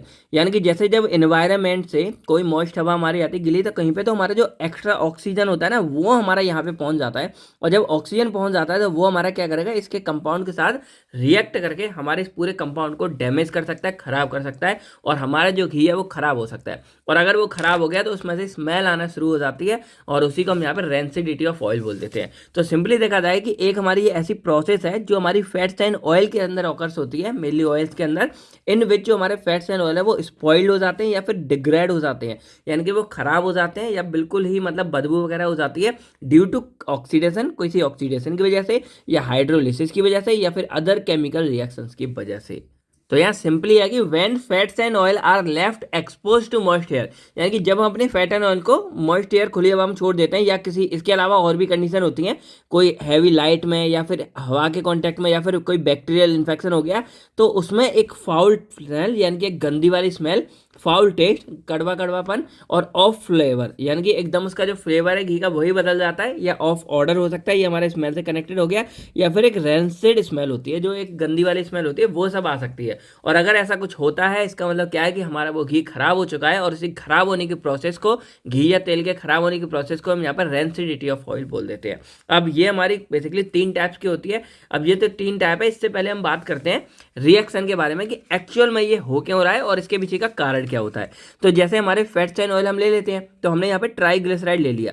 अब क्या होता है कि मान लो मॉइस्ट एयर, पानी या कुछ भी होता है, तो हमारा वाटर का एडिशन हो जाता है। तो जब पानी का एडिशन होता है तो यहाँ पे क्या होता है, ये हमारा ब्रेक डाउन करेगा, और जब ब्रेक डाउन करेगा तो यहाँ से हमारे जब टूटना शुरू होगा तो ये हमारा क्या होता है, OH और FH में टूटता है। तो OH हमारा जाके इधर जुड़ जाएगा और H जाके हमारा इधर जुड़ जाएगा, और जब जुड़ेगा तो हमारा यहाँ पे बन गया ये पूरा ग्लिसरॉल, और यहाँ पे बन गया फ्री फैटी एसिड। अब बोलोगे सर ये तो हाइड्रोलिसिस जैसा कुछ कुछ लग रहा है ना, वैसा ही लग रहा है ना। लेकिन यहाँ पर फर्क क्या हो जाता है कि जैसे ये टूट रहा है, तो जब ये बना तो इसमें ये बनता है हमारा फ्री फैटी एसिड। अब ये जो हमारा फ्री फैटी एसिड है ना, ये हमारा मेन जड़ होता है, यानी कि इसी की वजह से क्या होती है, रेंसिड स्मेल आती है, और इसी की वजह से जो हमारा पूरा का पूरा फैट है वो खराब होना शुरू हो जाता है। क्योंकि भाई यहाँ पे क्या हो रहा है, ऐसा थोड़ी है कि इसने पूरे के पूरे घी को कर दिया हो, जो पानी वगैरह जाएगा वो कुछ पार्ट को कर देगा, और कुछ पार्ट की वजह से क्या होगा, ये जो हमारा फ्री फैटी एसिड है ये यहाँ पे रिलीज हो जाता है, और ये जो फ्री फैटी एसिड है ये हमारा नुकसानदायक होता है, यानी कि हमारे घी को खराब करता है। अब यहाँ पे एक हमारी आती है हाइड्रोलिसिस, यानी कि ये देखा जाए हाइड्रोलिसिस वाली हो गई। अब मैं आपको इसका फर्क बताता हूँ कि भाई आखिर इसमें और उसमें फर्क क्या है, और वो हमारे लिए जरूरी थी और ये हमारे लिए जरूरी क्यों नहीं है। तो जैसे जब हम अपने हाइड्रोलिसिस के बारे में बात कर रहे थे, तो हमने एक चीज़ क्या जानी थी कि ये हमारा डाइजेस्टिव ट्रैक के अंदर अगर हो, या हमारी क्या करते हैं नॉर्मल स्मॉलर कंपोनेंट के अंदर होती है, तब हम इसका इस्तेमाल करते हैं, या फिर साबुन वगैरह बनाने के लिए हम इसका इस्तेमाल करते हैं। लेकिन यहाँ पे हम क्या पढ़ रहे हैं कि हमारा घी नॉर्मल कंडीशन में रखा था, हम उसमें कुछ ऐसा नहीं कर रहे हैं, उसके कोई परफॉर्म नहीं कर रहे थे कुछ फैट एंड ऑयल के साथ में। लेकिन अगर उस कंडीशन में हमारी मॉइस्ट एयर या ये जो ऑक्सीडेशन या पानी वगैरह कुछ आ जाता है, तब वो हमारा खराब हो जाता है। इस वाली कंडीशन में क्या है कि हमारी बॉडी के अंदर जाके हो रहा था, तो बॉडी के अंदर चला गया है, तो भाई अब क्या खराब हो, तो बॉडी के अंदर जाके वो डाइजेस्ट होने के लिए हमारे छोटे छोटे टुकड़ों में टूट रहा है, ये रीजन हो गया। और सपोनिफिकेशन के अंदर भी बेसिकली हमारा यही काम हो रहा था, ये टूट रहा था, तो वो हमारा साबुन बनाने के लिए हम उसको तोड़ते हैं। लेकिन ये जो हमारी रेंसिडिटी ऑफ ऑयल है ये हमारी अनइंटेंशनली होती है, ये एक्चुअल में इसका फर्क होता है। हम चाहते नहीं है लेकिन फिर भी ये चीज़ हमारी हो जाती है, अनइंटेंशनली होती है। कोई भी रीजन की वजह से हमारा क्या होता है, घी के अंदर हमारी हाइड्रोलिसिस हो जाती है, जिस वजह से ये हमारा फ्री, क्योंकि भाई ये ग्लिसरॉल है, ये फ्री फैटी एसिड है। अब वैसे तो फैटी एसिड है, लेकिन ये हमारा जब तक ग्लिसरॉल के साथ बाउंड नहीं है तब तक ये हमारा फ्री फैटी एसिड कहलाता है, क्योंकि ये बाउंड नहीं है, इसके साथ फ्री है तो फ्री फैटी एसिड है। और ये फ्री फैटी एसिड हमारे इस पूरे को खराब करने के लिए रिस्पॉन्सिबल होता है। अब ये बेसिकली हमारे 3 तरीके से हो सकता है। पहला हमारा होता है ऑक्सीडेटिव रेंसिडिटी, यानी कि it occurs when oils and fats react with oxygen, यानी कि जहाँ पे हमारा ऑक्सीजन के साथ जब रिएक्शन होती है तो हमारे फ्री रेडिकल फॉर्म हो जाते हैं, और ये हमारे ऑयल्स के मॉलिक्यूलर स्ट्रक्चर को पूरा तोड़ देते हैं, और रेंसिड इसमें ये सब आती है। हाइड्रोलिटिक में बात करें तो ये हमारा तब होगा जब ये पानी के साथ रिएक्ट करता है, और इसमें जो हमारा जो बाकी का हमारा ऑयल का स्ट्रक्चर वो पूरा टूट जाता है, और हमारे फ्री फैटी एसिड की फॉर्मेशन होती है, जो हमने यहाँ पर रिएक्शन अभी देखी। थर्ड हमारी होती है माइक्रोबियल रेंसिडिटी, यानी कि यहाँ पे क्या होता है कि जैसे हमारा जो कोई भी फैट्स एंड ऑयल है उसमें अगर कोई बैक्टीरिया या फिर वायरस या जो मोल्ड फंगई किसी का डेवलपमेंट हो जाता है, तो वो हमारे ऑयल एंड फैट्स को ब्रेक डाउन कर देता है, और उसकी वजह से हमारा ऑफ फ्लेवर या ऑफ ऑर्डर हमको देखने को मिलता है। मिलता है, यानी कि जो इसका टेस्ट फ्लेवर है वो खत्म हो जाता है। अब इसको प्रिवेंट कैसे कर सकते हैं, इसमें इंपॉर्टेंस, क्योंकि भी इंपॉर्टेंस तो है नहीं है, अच्छी काम तो है नहीं, तो इसको प्रिवेंट कैसे करेंगे वो हम इसके अंदर पढ़ेंगे।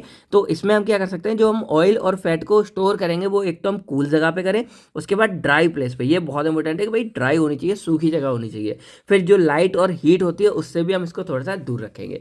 उसके बाद एयर टाइट कंटेनर का इस्तेमाल करो इसको स्टोर करने के लिए।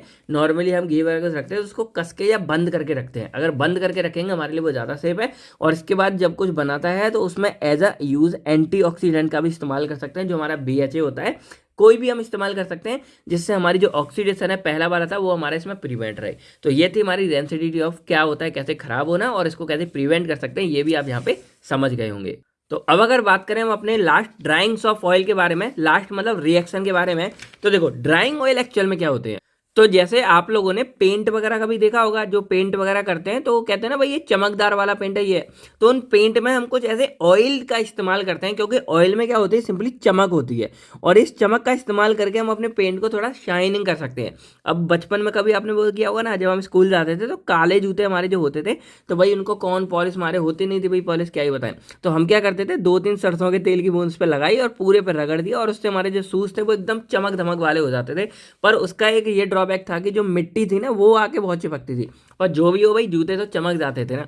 तो यहीं पे हम क्या करते हैं कि ये इस प्रॉपर्टी का इस्तेमाल करके हमने ड्राइंग ऑयल्स बनाए, और इसमें सिंपली क्या करते हैं कि हम अपने ऑयल को इस तरह मतलब ड्राई एक्चुअल में तो नहीं करते, उसकी रिएक्शन करा देते हैं कि वो जो हमारा ऑयल है, ड्राइंग ऑयल है, उसको हम ऑयल बेस्ड यानी कि ऑयल बेस्ड जो पेंट होते हैं ना उसमें इसका इस्तेमाल कर सकते हैं, और आगे बहुत काम आता है। तो सिंपली हम समझते हैं कि एक्चुअल में होता क्या है। तो व्हेन हाईली अनसैचुरेटेड ऑयल, जो हमारे ऑयल्स होते हैं ना वो जो अनसैचुरेटेड वाले, यानी कि जिनमें हाई ज़्यादा मात्रा में डबल बॉन्ड प्रेजेंट होते हैं, उनको जब हम एयर के साथ एक्सपोज में लेके आते हैं तो उसमें हो जाती है ऑक्सीडेशन, और ऑक्सीडेशन के साथ में उसमें पॉलीमराइजेशन भी हो जाती है, और उसकी वजह से एक थिन वाटर प्रूफ फिल्म बन के हमारी तैयार हो जाती है।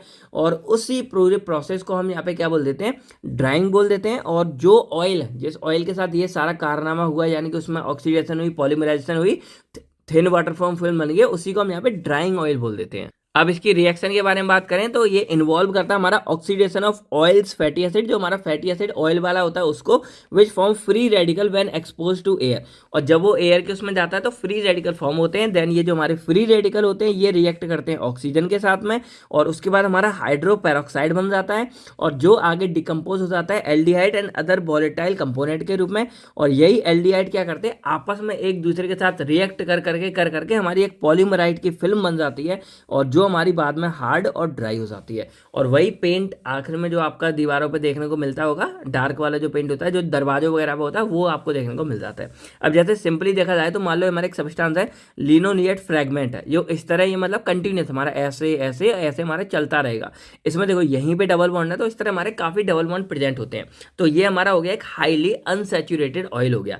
और जब इसको हम एयर या किसी के कंपोज में लेके आते हैं तो हमारी एयर के साथ मिलके उसमें ऑक्सीजन भी प्रेजेंट होती है, तो हमारे ये मतलब फ्री रेडिकल फॉर्म हो जाते हैं।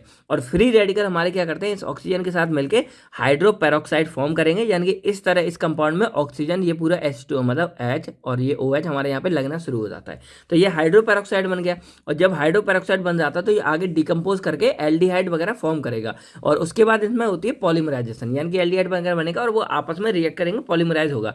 और पॉलीमराइज में क्या होगा, देखो ये हमारा इस तरह है, तो इसी के साथ यहाँ पे ये जुड़ गया। अब आगे भी इस तरह हमारे ये जुड़ते चले जाएंगे, और इस तरह ये हमारे क्या होगा बल्क में पॉलीमराइज का मतलब क्या होता है, दो या दो से ज्यादा चीजें आपस में इस तरह से जुड़ रही हैं, तो वो पॉलीमराइजेशन हो गई।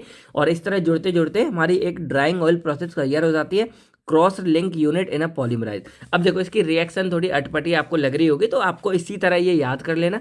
वैसे ये कोई बनाता भी नहीं है, लेकिन आप इसको बना के आ जाओगे, अगर आ जाता है अच्छे मार्क्स मिलेंगे। ये रिएक्शन कैसे हुई है ये लिख दी है, क्या होती है आपको समझ आ गया होगा। जो नॉर्मली पेंट वगैरह करते हैं उसमें इसका इस्तेमाल किया जाता है। और एग्जाम्पल देखा जाए तो जैसे हमारा एक है लिंसीड ऑयल है, तो ये हमारा लिनोलेनिक एसिड में रिच होता है, जो इसमें बहुत ज़्यादा मात्रा में पाया जाता है। फैटी एसिड है एक, तो ये कॉमन ड्राइंग ऑयल है जो इस्तेमाल किया जाता है ऑयल बेस्ड पेंट में। इसके अलावा क्या है, they are use in the formation of paint बनाने में, जो हमारे कोटिंग वगैरह करते हैं किसी में उसमें इस्तेमाल करते हैं। मेक वाटर रेजिस्टेंस मतलब पानी मतलब कोई ड्राइंग वगैरह प्रोसेस है उसमें जैसे सिंपली देखो, हमारे तेल वगैरह हमने क्या पढ़ा कि अगर उसमें पानी वगैरह आता है तो वो खराब हो सकते हैं, लेकिन अगर हम यहाँ क्या करें, उसको ड्राई वगैरह कर दें तो वो खराब होने से बच जाएगा। इसके बाद हम उनकी ड्यूरेबिलिटी और फ्लेक्सिबिलिटी को भी बढ़ा सकते हैं। अब जो पेंट होते हैं भाई काफ़ी लंबे टाइम तक चलेंगे, इस्तेमाल कर दो, लगा दो, पेंट कर दो, काफ़ी अच्छा रहते हैं। तो ये सब इसका इस्तेमाल हो गया। तो ये थे हमारी सारी रिएक्शन, फैटी एसिड रिएक्शंस के बारे में। आई होप आपको पूरा डिटेल्स में अच्छे से समझ आ गया होगा। तो अब हम बात करते हैं अपना नेक्स्ट क्वेश्चन, जो हमारा आता है right method of analysis of fats and oil. अब इसके अंदर हम बेसिकली बात करते हैं कि जो हमारे फैट्स एंड ऑयल है, इसमें कुछ मतलब हमारे चीज़ें हैं, जैसे कुछ एनालिटिक कांस्टेंट है, कुछ वैल्यूज़ है, उनको हमें निकालना होता है। क्यों निकालना होता है, कैसे निकालेंगे, ये सारी बातें आपको यहाँ पे समझ। सिंपली अगर हम बात करें कि एनालिटिक कांस्टेंट एक्चुअल में क्या होता है, जो हम यहाँ पे निकालते हैं इस एनालिसिस के अंदर, तो ये हमारे these are numerical value that are used to characterise and identify the physical and chemical properties of fats and oil. यानी कि जो हमारे फैट्स एंड ऑयल होते हैं उनकी कुछ फिजिकल केमिकल प्रॉपर्टीज को पहचानना और उनको निकालना ही हमारा ये कहलाता है। अब यहाँ पे डिफरेंट टाइप के हमारे एनालिटिकल मेथड होते हैं जो हमारे किसी भी फैट एंड ऑयल की क्वालिटी को, प्योरिटी को और उसकी कंपोजिशन को चेक करने में इस्तेमाल किया जाता है। अब टोटल हमारे पास यहाँ पे 6 वैल्यू है। पहले हमारे पास एसिड वैल्यू, फिर है सपोनिफिकेशन वैल्यू, फिर है ईस्टर वैल्यू, फिर है आयोडीन वैल्यू, एसिटाइल वैल्यू और लास्ट हमारे आते हैं रिचर्ड मीसल वैल्यू। तो अब हम बात करते हैं अपने पहले एसिड वैल्यू के बारे में। अब देखो एसिड वैल्यू एक्चुअल में क्या होती है, तो हमने सिंपली क्या देखा कि जैसे जो भी हमारा फैट या ऑयल है वो हमारा ग्लिसरॉल प्लस फैटी एसिड इनसे मिलके बनता है। ये तो भाई सिंपल आपको पता चल गया होगा कि फैटी एसिड ग्लिसरॉल मिलते हैं और हमारा फैट एंड ऑयल बनाते हैं। अब क्या हो रहा है कि फैटी एसिड हमारा इसके साथ रिएक्ट कर रहा है ग्लिसरॉल के साथ में और फैट से बना रहा है। अब हो सकता है भाई, चांस है कि इसमें कुछ ऐसा फैटी एसिड भी हमारा हो सकता है जो हमारा ग्लिसरॉल के साथ बाउंड ना कर पाया हो और वो हमारा अलग मात्रा में प्रेजेंट हो। या हो सकता है कि जैसे हमारे ये फैट एंड ऑयल है तो इसमें कुछ ऐसी रिएक्शन हो गई हो जिसकी वजह से कुछ मात्रा में हमारा फैटी एसिड है वो यहाँ पे रिलीज हो गया हो। तो अगर सिंपली मैं बोलूँ तो ऐसा फैटी एसिड जो हमारा इस ग्लिसरॉल के साथ बाउंड नहीं है, उस फैटी एसिड को हम बोलते हैं फ्री फैटी एसिड। और अभी अभी जब हमने रेंसिडिटी ऑफ ऑयल के बारे में पढ़ा था तो हमने ये जाना था कि जो ऐसा फैटी एसिड है जो हमारा फ्री मात्रा में प्रेजेंट है, यानी कि वो ग्लिसरॉल के साथ बाउंड नहीं किया हुआ है और वो हमारा फैट्स एंड ऑयल के अंदर प्रेजेंट है, तो वो फ्री फैटी एसिड हमारे पूरे के पूरे फैट्स एंड ऑयल को खराब कर सकता है, रेंसिडिटी कॉज कर सकता है। इसका मतलब क्या था, फाउल स्मेल, गंदी वाली स्मेल ला सकता है, उसको डिग्रेड कर सकता है, उसको स्पॉइल कर सकता है, यानी कि एक तरह से खराब कर सकता है, खत्म कर सकता है। तो इसीलिए जो हमारे फ्री फैटी एसिड है वो हमारे फैट्स एंड ऑयल के अंदर बहुत ज़्यादा नुकसानदायक है, हार्मफुल है और हमारी बॉडी के लिए भी हार्मफुल होते हैं। यानी कि अगर हम उस वाले फैट एंड ऑयल का इस्तेमाल करते हैं जिसमें फ्री फैटी एसिड प्रेजेंट है तो वो हमारी बॉडी के लिए भी क्या है, नुकसानदायक होता है। इसीलिए जो हमारी एसिड वैल्यू होती है एक्चुअल में ये हमारी वो वैल्यू होती है जो हमको ये मीजर करने में हेल्प करती है कि किसी भी फैट्स या ऑयल के अंदर कितनी मात्रा में फ्री फैटी एसिड प्रेजेंट है। और सिंपल बात है कि अब भाई ये हमारा क्या करा, जो एसिड वैल्यू है वो एसिड वैल्यू हमारी मीजर कर रही है कि हमारी बॉडी में कितना फ्री एसिड प्रेजेंट है। तो जितना ज़्यादा फ्री फैटी एसिड होगा उतना ही ज़्यादा हमारी एसिड वैल्यू निकल के आएगी। तो हमको सिंपल पता है कि एसिड वैल्यू जितनी कम होगी हमारा फ्री फैटी एसिड उतना ही कम होगा। तो सिंपल हम इसी तरीके से निकाल सकते हैं कि एसिड वैल्यू जितनी ज़्यादा फ्री फैटी एसिड होता है, तो हमें जो है फ्री फैटी एसिड की वैल्यू को निकालना होता है और उसी वैल्यू को हम निकालते हैं इसी एसिड वैल्यू की मदद से। तो जो मैंने आपको बोला वही यहाँ लिखा हुआ है कि एक एनालिटिकल मेथड है जो यूज़ करते हैं फैटी एसिड को निकालने के लिए। अब फ्री फैटी एसिड हमारे वो हैं जो ग्लिसरॉल के साथ बाउंड नहीं है और ये या तो हाइड्रोलिसिस, ऑक्सीडेशन किसी भी तरह से फॉर्म हो सकते हैं या ये बाउंड नहीं कर सकते। ठीक है, अब ये जो फ्री फैटी एसिड है ये हमारे ह्यूमन बॉडी के लिए बहुत ज़्यादा हार्मफुल होते हैं, ये सब हमको पता चल गया। ठीक है, अब यहाँ एक बहुत ज़्यादा काम की बात सुनो। अब हमने क्या देखा कि जो फैटी एसिड है वो हमारे ग्लिसरॉल के साथ बाउंड होकर फैट्स एंड ऑयल बनाता है।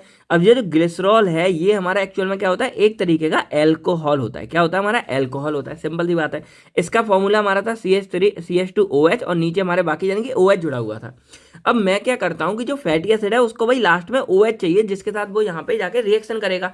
तो अब मैं क्या करूँ कि मैं यहाँ पे कोई सा अलग कंपाउंड लेता हूँ। मान लो मैंने KOH ले लिया, पोटेशियम हाइड्रोक्साइड ले लिया, और अब मैं क्या करूँगा कि अगर मैं इसको इसके अंदर डालता हूँ, ये मेरा फैट्स एंड ऑयल है, इसके अंदर डालता हूँ, तो देखो जो फैटी एसिड ग्लिसरॉल के साथ बाउंड है उसको तो कोई फर्क नहीं पड़ेगा, लेकिन जो हमारा फ्री फैटी एसिड है वो क्या करेगा, वो इस KOH के साथ जाके क्या करेगा, बाउंड बनाना शुरू कर देगा। क्योंकि फैटी एसिड में हमारा सिंपली फंडा क्या होता है, यहाँ पे हमारा C=O और इधर हमारा OH और ये लंबी चेन प्रेजेंट होगी और इसमें हमारा KOH प्रेजेंट होगा। तो यहाँ सिंपल फंडा क्या होगा कि ये जो हमारा HOA और ये H यहाँ से निकल के हमारा H2O बाहर निकल जाएगा और ये K हमारा इसकी जगह जाके जुड़ जाएगा और हमारा क्या बनेगा, ऐसे करके अगर हम सिंपली बनाए तो हमारा एक पोटेशियम का साल्ट बन के यहाँ पे O के साथ K बन जाएगा, तो हमारा पोटेशियम का साल्ट बन के तैयार हो जाएगा। यानी कि यहाँ पे O था, यहाँ से सिर्फ H निकला था, यहाँ से HO निकला है, तो HO और H हमारा H2O के हम बाहर, यहाँ पे एक O बचा हुआ था, तो यहाँ पे ये कोई लंबी चेन कार्बन की हो गई, यहाँ पे कार्बन है, डबल बॉन्ड O है, यहाँ पे एक O बचा हुआ था, ये K हमारा इधर लग जाएगा तो ये K बन जाएगा, तो ये हमारा एक पोटेशियम साल्ट बनेगा। जैसे वहाँ पे सोडियम साल्ट बन रहा था उस तरह पोटेशियम साल्ट बनता है। तो यहाँ पे क्या करेगा, फ्री फैटी एसिड हमारे KOH के साथ जाके चिपक जाता है। सिंपल है, ये फंडा है हमारा। अब देखो, जितनी मात्रा में हमारे फ्री फैटी एसिड होंगे उतना ही ज़्यादा ही हमारे KOH को कंज्यूम करेगा। भाई डायरेक्टली प्रोपोर्शनल है ना। आपने मान लो अब 10 बंदे हैं तो 10 बंदे 10 जितना खाना खाएंगे, 5 बंदे 5 जितना खाएंगे। तो वही है कि फ्री फैटी एसिड जो हमारा है वो जितनी ज़्यादा मात्रा में होगा उतना ही ज़्यादा मात्रा में हमारे KOH के साथ जाके बाउंड होगा। तो हम क्या करें कि अगर हम लास्ट में क्या करें, जो हमने KOH का इस्तेमाल कर रहे हैं, अगर हम इसकी क्वान्टिटी को मेजर कर ले कि भाई हमने KOH कितनी मात्रा में इस्तेमाल किया है, तो उससे हम ये पता लगा सकते हैं कि हमारा फ्री फैटी एसिड कितना था। क्योंकि जो KOH हमारे यहाँ पे इस्तेमाल हो रहा है वही KOH हमारे इस फ्री फैटी एसिड के बराबर होगा। और हमको अगर इस फ्री फैटी एसिड की वैल्यू पता लग जाए जो हमारे AV यानी कि एसिड वैल्यू के बराबर होगी, तो उससे हमको ये पता लग जाएगा कि इस फैट एंड ऑयल को हमें इस्तेमाल करना है या नहीं करना है। अगर वैल्यू हमारी लिमिट से ज़्यादा हुई तो हम इसका इस्तेमाल नहीं करेंगे, वैल्यू लिमिट से कम हुई तो हम इसका इस्तेमाल कर सकते हैं। तो ओवरऑल हमारा क्या निकल के आ रहा है कि हम इस KOH की वैल्यू को मेजर करके इस फ्री फैटी एसिड को पता लगा सकते हैं, क्योंकि यही फ्री फैटी एसिड हमारे KOH के साथ मिलकर रिएक्ट करेगा। देखो ये वाला नहीं करेगा क्योंकि ये तो ऑलरेडी ग्लिसरॉल के साथ बाउंड है, और इसीलिए हम ग्लिसरॉल का इस्तेमाल नहीं कर रहे हैं क्योंकि फिर हम पहचान नहीं पाएंगे। इसलिए हम यहाँ पे इस्तेमाल करते हैं KOH का, और KOH का इस्तेमाल ये इसके साथ जाके जुड़ जाएगा और हमें KOH की वैल्यू अगर हम पता लगा ले तो हम इसकी वैल्यू को भी पता लगा सकते हैं। तो वही यहाँ पर है कि एसिड वैल्यू क्या है कि it is defined as the number of mg of KOH, यानी कि जो हम कितने मिलीग्राम KOH को इस्तेमाल कर रहे हैं to neutralise the free fatty acid. अब जब फ्री फैटी एसिड है, अगर ये इसके साथ जाके बाउंड बना के हमारा एक पोटेशियम साल्ट फॉर्म कर देगा, तो जब साल्ट बन गया तो न्यूट्रलाइज हो गया, तो इसीलिए हम इसको क्या बोलते हैं, न्यूट्रलाइज करना। तो जो हमारा न्यूट्रलाइज हो जाएगा, present in 1 gram of fats and oil. अब देखो यहाँ पे हम कितने मात्रा में फैट एंड ऑयल है, कितने मात्रा में mg KOH लें, इससे हमें पता नहीं लग सकता। इसलिए हमने क्या लिया, एक स्टैंडर्ड पैरामीटर ले लिया। अब इस स्टैंडर्ड पैरामीटर में हमने क्या लिया कि हमने यहाँ पे जो फैट एंड ऑयल है वो हमने यहाँ पे लिया 1 ग्राम, और इस 1 ग्राम फैट एंड ऑयल में हम यहाँ पे जो KOH डालेंगे वो कितना KOH यानी कि कितना मिलीग्राम KOH लगता है इस 1 ग्राम फैट्स एंड ऑयल के फ्री फैटी एसिड को न्यूट्रलाइज करने में, वही उसकी एसिड वैल्यू कहलाएगा। यानी कि जितना KOH लगा होगा उतना KOH हमारे इस एसिड वैल्यू के बराबर हो जाएगा। सिंपल फंडा ही हमारा हो गया। तो जितना ज़्यादा एसिड वैल्यू उतना ज़्यादा KOH लगा है, जितना ज़्यादा KOH लग रहा है उतना ज़्यादा हमारा उसके अंदर फ्री फैटी एसिड प्रेजेंट होगा। तो ये तीनों ही चीज़ें हमारी क्या है, आपस में डायरेक्टली प्रोपोर्शनल हो जाती है। तो इसी को इसलिए हम इसको क्या है, इसको हम एसिड नंबर नाम से भी जानते हैं और न्यूट्रलाइजेशन नंबर भी कहते हैं। अब इसके प्रिंसिपल के बारे में बात करें तो it is determined by titrating of fats and oil sample with a strong base. अब हमने स्ट्रॉन्ग बेस ले लिया, जैसे हमारा सोडियम हाइड्रोक्साइड हो गया या फिर पोटेशियम हाइड्रोक्साइड हो गया, इन द प्रेजेंस ऑफ सॉल्वेंट। अब ये कैसे करते हैं आपको समझ आ जाएगा। यानी कि हम सिंपली क्या कर रहे हैं आगे बताते हैं। It involve the neutralisation of free fatty acid by the base. यहाँ पे जो हमारा KOH है वो बेस क्या कर रहा है, फ्री फैटी एसिड को न्यूट्रलाइज कर रहा है। The amount of base required to neutralise free fatty acid directly proportional to. अब जितना अमाउंट हमको इस बेस का यानी कि KOH का लग रहा है फ्री फैटी एसिड को न्यूट्रलाइज करने में, क्योंकि ये जितना लगेगा इसको न्यूट्रलाइज करने में वही डायरेक्टली हमारा प्रोपोर्शनल हो जाएगा एसिड वैल्यू के। यानी कि अगर हम सिर्फ KOH की वैल्यू को पता लगा ले तो हम उससे डायरेक्टली एसिड वैल्यू को पता लगा सकते हैं, और जितना KOH हमको लग रहा है उतना ही हमारा फ्री एसिड होगा, क्योंकि जितना ज़्यादा KOH लग रहा है उतना ज़्यादा फ्री एसिड लग रहा है। तो इससे हम इन तीनों की वैल्यू को पता लगा सकते हैं, और KOH की वैल्यू को अगर हम पता लगा ले तो ये दोनों हमको ऑटोमेटिक पता चल जाएगी। तो यही इसका प्रिंसिपल यहाँ पे हमसे कह रहा है। अब इसको परफॉर्म करने के लिए हम अपने टाइट्रेशन वाले मेथड का इस्तेमाल करते हैं। अब इसमें क्या करेंगे कि हम अपना जो सैंपल है उसको 10 ग्राम लेंगे और उसको 50 ml ऑफ मिक्सचर में, यानी कि जो हमारा हम यहाँ पे जो अपना सॉल्वेंट हम इस्तेमाल करते हैं वो हम इथेनॉल का इस्तेमाल करते हैं 95% बना हुआ, और ईथर 5% ईथर, इसका इस्तेमाल करके हमने जो सैंपल बनाया 50 ml, उसके सॉल्वेंट बनाया 50 ml, उसमें हम इस 10 ग्राम सैंपल को ऐड कर देंगे। और जब ये पूरा बन जाएगा देन इसको यहाँ पे एक स्ट्रॉन्ग बेस जो हम 0.1 N या फिर 0.1 M KOH लेते हैं उसके साथ हम इसको न्यूट्रलाइज कराना शुरू करते हैं, और इसमें हम फिनोप्थिलीन एज अ इंडिकेटर डालेंगे। और जब हम इसको चलाते रहेंगे यहाँ से ऊपर टिप टिप करके यहाँ से बूंद गिरती है, और जब गिरते गिरती जाएगी तो एंड में क्या होगा, ये जब हमारा पूरा न्यूट्रलाइज यानी कि जब इसका कलर चेंज हमारा होगा, फिनोप्थिलीन पिंक कलर हमको दिखेगा, तब हम इस रिएक्शन को स्टॉप कर देंगे। और उसके बाद हम देखेंगे कि हमारा जो KOH था यहाँ पे वो कितनी मात्रा में इस्तेमाल हो गया, क्योंकि भाई ऊपर से गिर रहा था। जब ऊपर से गिर रहा था तो हम इसको यहाँ पे क्या करते हैं, पूरा देख लेते हैं कि कितनी मात्रा में हमने यहाँ पे इसका इस्तेमाल किया है, और उसी वैल्यू को हम यहाँ निकाल लेते हैं, और वही हमारी एसिड वैल्यू कहलाती है। तो अगर इसका फॉर्मूला देखा जाए तो एसिड वैल्यू परसेंटेज में हम निकालते हैं तो 100 का मल्टीप्लाई कर दो, परसेंटेज नहीं है तो इस मल्टीप्लाई को रहने दो। तो amount of base required to neutralise free fatty acid, यानी कि हम ऊपर से इसको डाल रहे हैं तो कितना mg या कितना ml हम यहाँ पे हमने KOH का इस्तेमाल कर दिया। वो हमने सैंपल कितने लिया था, वो तो हमने यहाँ पे 10 ग्राम सैंपल लिया था, और ऊपर जो हमने KOH का सॉल्यूशन बनाया होगा तो कितना हमने mg KOH का सॉल्यूशन यहाँ बनाया था वो हम यहाँ लिख लेंगे। इसके बाद 100 का इंटू कर देंगे, हमको एसिड वैल्यू की परसेंटेज मिल जाएगी। या इसको सिंपली इस तरह भी कर सकते हैं क्योंकि हम इसी बेस पे कर रहे हैं। तो acid value equal to 5.61 into n/W। तो n हमारा है ब्यूरेट की रीडिंग, यानी कि ये हमारा होता है ब्यूरेट, तो इसमें कितना ml हमने इस्तेमाल किया वो रीडिंग यहाँ पे लिख देंगे। W होता है हमारा सैंपल का वेट जो हमने 10 ग्राम लिया था, और उसके बाद हम इसकी वैल्यू निकालेंगे, हमको एसिड वैल्यू पता लग जाएगी। और एसिड वैल्यू के पता लगने से हमको ये पता लग जाएगा कि उसमें कितनी मात्रा में फ्री फैटी एसिड प्रेजेंट है।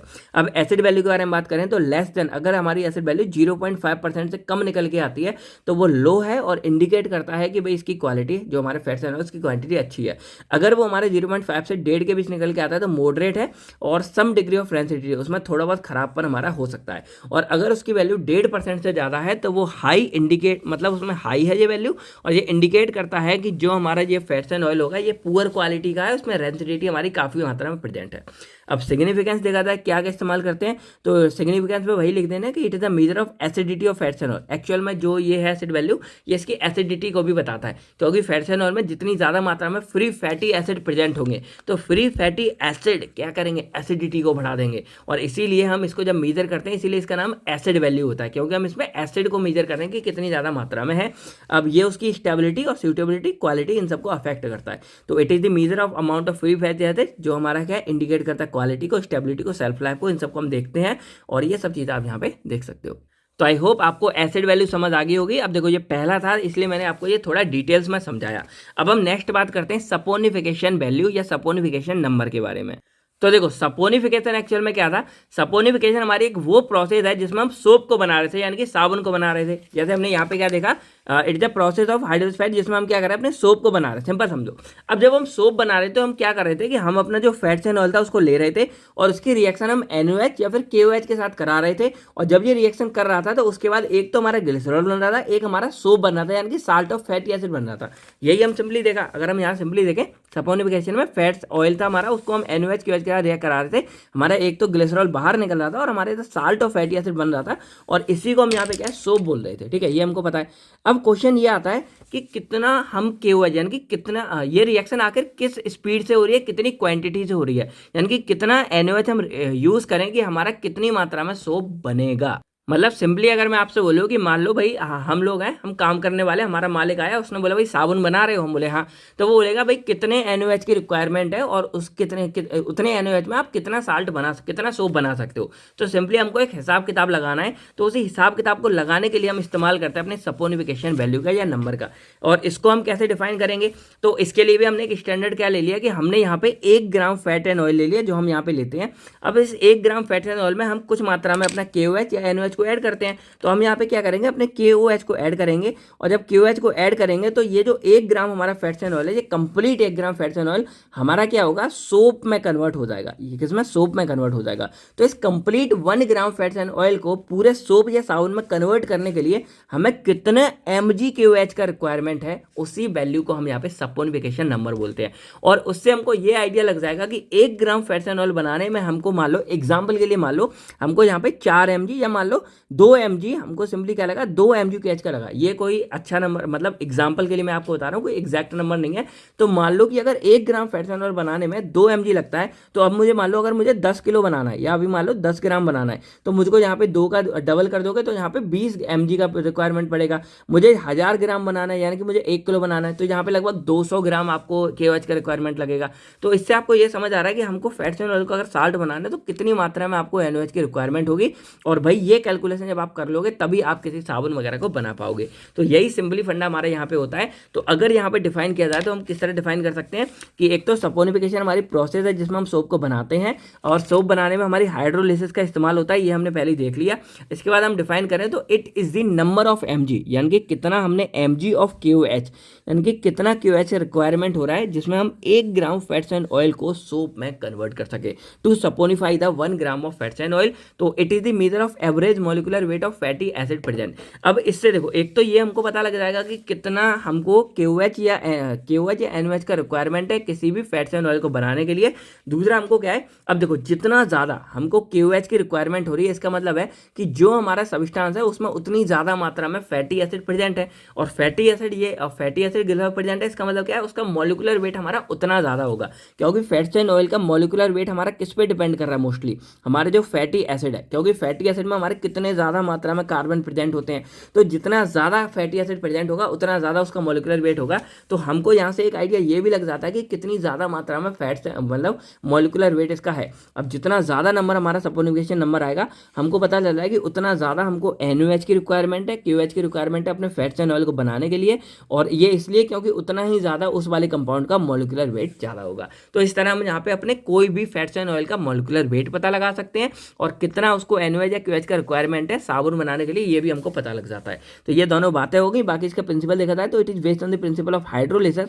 हमारे हाइड्रोलिसिस बेस है जिसमें हम ट्राइग्लिसराइड जो होते हैं उनको फैटी एसिड और ग्लिसरॉल में तोड़ देते हैं इन द प्रेजेंस ऑफ KOH या फिर NOH, और ये जो फैटी एसिड बनते हैं यही हमारे साल्ट होते हैं, यानी कि साल्ट ऑफ फैटी एसिड में तोड़ देते हैं। यहाँ पे सिंबल लिख देता हूँ मैं, तो यहाँ लिख के ना साल्ट ऑफ फैटी एसिड, क्योंकि भाई NOH या KOH से तोड़ते हैं जहाँ यहाँ पे पोटेशियम साल्ट या सोडियम साल्ट हमारा फॉर्म होता है, और वही साल्ट को हम यहाँ पे सोप बोलते हैं। ठीक है, तो द अमाउंट ऑफ NOH जो हम रिक्वायर्ड करेंगे इस पूरी रिएक्शन को कंप्लीट करने के लिए वही हमारा एक्चुअल में सपोर्टिफिकेशन वैल्यू बोलेगी। यानी कि इसके अकॉर्डिंग क्या है कि अगर हमको ये पता लग जाए कि कितना KOH का रिक्वायर हमको लगा इस पूरे 1 ग्राम फैट एंड ऑयल को कंप्लीट करने के लिए, वही KOH की जो वैल्यू आएगी वो हमारी सपोर्टिफिकेशन वैल्यू के बराबर हो जाएगी, क्योंकि भाई जितना KOH लगेगा वही इसको पूरा बना देगा, और वही वैल्यू हमारी सपोर्टिफिकेशन वैल्यू के बराबर आ जाएगी। सिंपल फंडा है। अब इसको कैसे करते हैं, तो इसका डिटरमिनेशन भी हम टाइट्रेशन मेथड के द्वारा कर सकते हैं। अब देखो टाइट्रेशन मेथड तो है लेकिन थोड़ा अलग तरीके से मैं आपको समझाने की कोशिश करता हूं। तो जैसे क्या है कि ये टाइट्रेशन मेथड से होगा, आप ये लिख के आ जाना और इस तरह के डायग्राम आप बना के जरूर आ जाना टाइट्रेशन के लिए। अब क्या है कि जो हमारा फैट्स एंड ऑयल है जिसको हमें मतलब चेक करना है, जैसे मान लो ये था, अब ऐसा देसी घी तो रख दे दोगे आप, घी में थोड़ी आप KOH को मिलाओगे। तो उसके लिए हम क्या करते हैं कि जो भी हमारा सैंपल होगा उसको पहले हम सॉल्वेंट में ऐड करेंगे और सॉल्वेंट में डिसॉल्व करते हैं, और जो सॉल्वेंट होगा वहाँ पे इथेनॉल प्लस ड्राई ईथर का इस्तेमाल करते हैं, और जब इसका इस्तेमाल करेंगे तो हमारा सॉल्यूशन बनके तैयार हो जाएगा कि फैट्स एंड ऑयल का। अब देखो यहाँ पे ना 2 काम होते हैं। अब इसको क्या करते हैं ना, बहुत लोग शॉर्ट्स में लिख देते हैं, हमने भी शॉर्ट में लिखा है। यहाँ पे लिखा है कि डायरेक्टली हम क्या कर रहे हैं, स्टैंडर्ड एसिड के साथ उसको टाइट्रेट कर रहा है, यहाँ पे हमने एसिड डाला है, लेकिन एक्चुअल में डायरेक्टली ऐसा काम हम नहीं करते हैं। हम यहाँ पे क्या करते हैं कि जैसे हमने यहाँ फैट्स एंड ऑयल बना दिया, अब हमें क्या करना है, हमें एक्चुअल में इसके अमाउंट पता लगाना है, जो KOH का ही तो अमाउंट हमें पता लगाना है। तो हम क्या करते हैं कि पहले इस पूरे फैट्स एंड ऑयल को KOH के साथ हम रिफ्लक्स कराते हैं। अब रिफ्लक्स का मतलब क्या है कि हम इसकी साथ में क्या कराते हैं, रिएक्शन कराते हैं, और तब तक कराएंगे जब तक पूरा का फैट्स एंड ऑयल हमारा क्या हो जाएगा, इसके साथ पूरा मिक्स ना हो जाएगा। तो इसके लिए हम यहाँ पे एक्सेस अमाउंट में KOH ले लेते हैं। अब देखो क्या हो रहा है, यहाँ पे हमने फैट्स एंड ऑयल लिया, इथेनॉल सारे सॉल्वेंट ले लिया, अब इसके साथ हमें KOH के साथ इसको या तो टाइट्रेशन करा सकते हैं या फिर हम सिंपली इसको मिक्स करा सकते हैं। रिएक्शन यानी कि रिफ्लक्स कराना है, यानी कि हमें अच्छे से जो है KOH को इसके साथ मिक्स कर देना है। अब यहाँ पे क्या होगा, जब KOH इसमें मिक्स हो जाएगा तो हमारा अच्छी मात्रा में क्या बन जाएगा, सोप फॉर्म यहाँ पे होने लगता है। ठीक है, सोप फॉर्म हो गया। अब हम क्या करते हैं कि जब यहाँ पे सोप फॉर्म हो गया, अब देखो ये जो पूरा कंपाउंड था ना ये हमारा बेस हो गया। बेस क्यों हो गया, क्योंकि यहाँ पे हमने KOH को ऐड किया, जो एक्सेस अमाउंट में हमने अच्छा खासा मात्रा में KOH को ऐड किया। तो अब हम क्या करते हैं कि अब जब हमारा पूरा बेस हो गया तो अब हम इसकी रिएक्शन कराते हैं एसिड के साथ में, और एसिड को ऊपर से डालते हैं टाइट्रेट करने के लिए। अब देखो ध्यान से क्या होता है, यहाँ पे हमारा है एसिड, क्या है, एसिड है, यहाँ पे हमारा हो गया ये पूरा बेसिक हो गया। और आपको बताया कि जब एसिड बेस के साथ मिलता है तो हमारा न्यूट्रल फॉर्म बाद में मतलब साल्ट फॉर्म होता है। तो अब क्या होगा कि ये हमारा बेसिक है KOH की वजह से, जो हमने KOH डाला, अब जितना KOH हमने डाला है उसी की तो अमाउंट को हमें मीजर करना है। तो हम क्या करते हैं कि ऊपर से एसिड को डालना शुरू कर देंगे, और यहाँ पे हम फिनोप्थिलीन को एज अ इंडिकेटर की तरह इस्तेमाल कर देते हैं। जब हम फिनोप्थिलीन डालेंगे तो अभी यहाँ पे न्यूट्रल है, कुछ कलर चेंज नहीं है, ध्यान से सुनना, कुछ भी मिस मत कर देना। ठीक है, तो यहाँ पे हमने बेस, देखो फिर से सुन लो क्या हो गया, हमने यहाँ पे सैंपल लिया था अपना सॉल्वेंट के साथ में, फिर हमने इसको KOH के साथ में, ये हमारा फर्स्ट स्टेप है। देखो यहाँ तक मैं क्या है, ये हमारा फर्स्ट स्टेप है, ये हमारा जो हमारा ये है, ये हमारा इसका सेकंड स्टेप है। ठीक है, अब हम क्या करेंगे, जब हमने इसमें डाल दिया तो इसमें हम KOH के साथ रिफ्लेक्ट करा देंगे, अल्कोहलिक KOH हो जाएगा हमारा, तो ये पूरा हमारा बेस बन के तैयार हो जाएगा। अब हम क्या करते हैं थर्ड स्टेप में कि हम यहाँ से स्टैंडर्ड एसिड है ना, इसके साथ इसको टाइट्रेट कराते हैं, और जब टाइट्रेट कराएंगे तो देखो ये एसिड है, ये बेस है, तो हम ऊपर से धीरे धीरे इसको छोड़ेंगे, हमारा एसिड ड्रॉप डैप करके यहाँ गिरना शुरू होगा। हमने फिनोप्थिलीन को एज ए इंडिकेटर के लिए इस्तेमाल कर लिया है। अब क्या होगा, एसिड यहाँ गिरेगा, इसमें बेस है, एसिड इस बेस के साथ आएगा, तो आपको पता है जिसका अमाउंट ज़्यादा होगा, यानी कि चाहे एसिड का अमाउंट ज़्यादा हो चाहे बेस का ज़्यादा हो, जिसका ज़्यादा होगा उस सॉल्यूशन का नेचर वही हो जाता है। अभी इसमें बेस ज़्यादा है तो एसिड जब गिरेगा तो फर्क नहीं पड़ेगा, गिरता जाएगा गिरता जाएगा गिरता जाएगा, लेकिन एक मोमेंट आएगा जब जैसे मान लो ये हमारा 10 ml था, ये भी हमारा मतलब मान लो 8 ml पड़ गया, तब तक भी इसमें कोई फर्क नहीं पड़ेगा। लेकिन जैसे ही इसके अंदर हमारा 10 ml पड़ेगा एसिड, ये हमारा एकदम न्यूट्रल होना शुरू हो जाएगा। अब जैसे ही 10.1 यानी कि एसिड की एक पॉइंट ड्रॉप भी ज़्यादा गिरेगी, ये जो बेस है ये पूरा का पूरा क्या हो जाएगा, एसिडिक नेचर का हो जाएगा। क्या हो जाएगा, एसिडिक नेचर का हो जाएगा। और इसको हमें पता कैसे चलेगा, तो फिनोप्थिलीन हमारा क्या होगा, बेस में होगा तो नॉर्मल कलरलेस दे रहा है, और जब एसिड में आएगा तो ये हमारा पिंक कलर शो करेगा। और जैसे ही ये शायद कलर एक बार आप क्रॉस चेक कर लेना, मुझे साथ डाउट थोड़ा हो रहा है, आप चेक कर लेना, अभी केवल आप फीलिंग समझो, मतलब समझो। तो यहाँ पे क्या होगा, जैसे ही फिनोप्थिलीन क्या करेगा, इसमें अलग कलर शो करेगा, इसमें अलग कलर, तो जैसे ही इसकी एक ड्रॉप ज्यादा होगी, इसका पूरे का नेचर हमारा एसिड हो जाएगा, और उसकी वजह से क्या होगा, अब इसका कलर हमारा पिंक कलर हो जाएगा। मान लो पिंक हो गया हमारा। अब इससे जैसे ही हम इसको तुरंत रोक देंगे और हमें पता लग जाता है कि भाई अब यहाँ पे रिएक्शन कंप्लीट हो चुकी है। अब क्या होगा, ये टाइट्रेशन भी अच्छे से समझ लो। अब जब हमें पता चल गया तो अब हम क्या करेंगे कि जितना बेस होगा उतना ही तो हमको एसिड लगा इसको न्यूट्रलाइज करने के लिए, और बेस हमारा एक्चुअल में क्या है, KOH है। तो अगर हमको KOH का अमाउंट पता लगाना है, तो अगर हम यहाँ पे एसिड हमने कितना खर्च किया उसका अमाउंट पता लगा लेंगे तो हमें बेस का अमाउंट भी पता लग जाएगा। और जो एसिड, क्योंकि भाई न्यूट्रल करने के लिए हमको बराबर मात्रा में एसिड चाहिए। अगर हम 5 ml बेस लेते हैं तो हमको 5 ml ही एसिड चाहिए उसको न्यूट्रलाइज करने के लिए एग्जैक्ट मात्रा में। तो जितना एसिड हमको इसको न्यूट्रलाइज करने में लगा, यानी कि इसका कलर चेंज करने में लगा, उतना ही एसिड, उतना ही बेस हमारे यहाँ प्रेजेंट होगा। तो अगर हम इस एसिड की वैल्यू को पता लगा लेते हैं तो हमें बेस यानी कि KOH की वैल्यू भी आराम से पता लग जाएगी। और अगर हमको KOH की वैल्यू पता लग गई तो हमारा भाई सपोनिफिकेशन वैल्यू भी हमको मिल जाएगी, क्योंकि KOH की value is equal to saponification value. क्योंकि कितना KOH हमको रिक्वायर्ड हुआ है इस पूरे फैट्स एंड ऑयल को साल्ट में कन्वर्ट करने के लिए, उसी KOH को तो हमें यहाँ पता लगाना है। तो आप समझ रहे हो कि ये सारा इंटरकनेक्टेड होता है, इसीलिए हम डायरेक्टली क्या लिख देते हैं, स्टैंडर्ड एसिड के साथ हमने इसको रिएक्टेंट कराया, रिफ्लक्स करा के अब यहाँ पे सैंपल टाइट्रेट कराते हैं 0.5 m HCl के साथ में। तो ये जो है 0.5 m HCl ये यहाँ लिख देना, और जो हमारे ये सैंपल है ये सैंपल आप यहाँ लिख देना। उसके बाद यहाँ पे अब एक काम और करते हैं, देखो यहाँ पे हमने सैंपल डाल के इसको कराया था। अब एक काम क्या करते हैं कि हम बिना सैंपल के, जो हमारा फैट्स एंड ऑयल था ना, उसके बिना हम यहाँ पे एक बार ये रीडिंग लेंगे पूरे, यानी कि सैंपल नहीं होगा, सिर्फ हमारा बाकी सामान होगा, और हम यहाँ पे पूरी टाइट्रेशन कराते हैं। तो जिसमें हमारा सैंपल प्रेजेंट नहीं होता उसको हम ब्लैंक टाइट्रेशन बोलते हैं, जिसमें सैंपल प्रेजेंट होता है उसको हम यहाँ पे सैंपल टाइट्रेशन बोलते हैं। अब इसके बाद क्या होगा, जो वैल्यू हमारी ऑब्टेंड हो जाएगी उसको डिटर्मिनेशन के लिए हम इस्तेमाल करते हैं। अब कैसे इस्तेमाल करते हैं, saponification value is equal to 28.05। अब जो हमने ब्लैंक टाइट्रेशन की थी, ऑब्वियसली बात है उसमें हमारा ज्यादा मात्रा में यहाँ पे एसिड का वो निकलेगा, क्योंकि जो हमारा इधर बेस था उसने भाई हमारा क्या किया, फैट्स एंड ऑयल का भी इस्तेमाल कर दिया, उसको खत्म कर दिया। तो उसकी जो हमारी वैल्यू है यहाँ पे हमारी वो थोड़ी कम आएगी, क्योंकि यहाँ पे जो हमारा फ्री, देखो यहाँ पे क्या है, एक्सेस अमाउंट में हमने KCl का इस्तेमाल, KOH का इस्तेमाल किया था।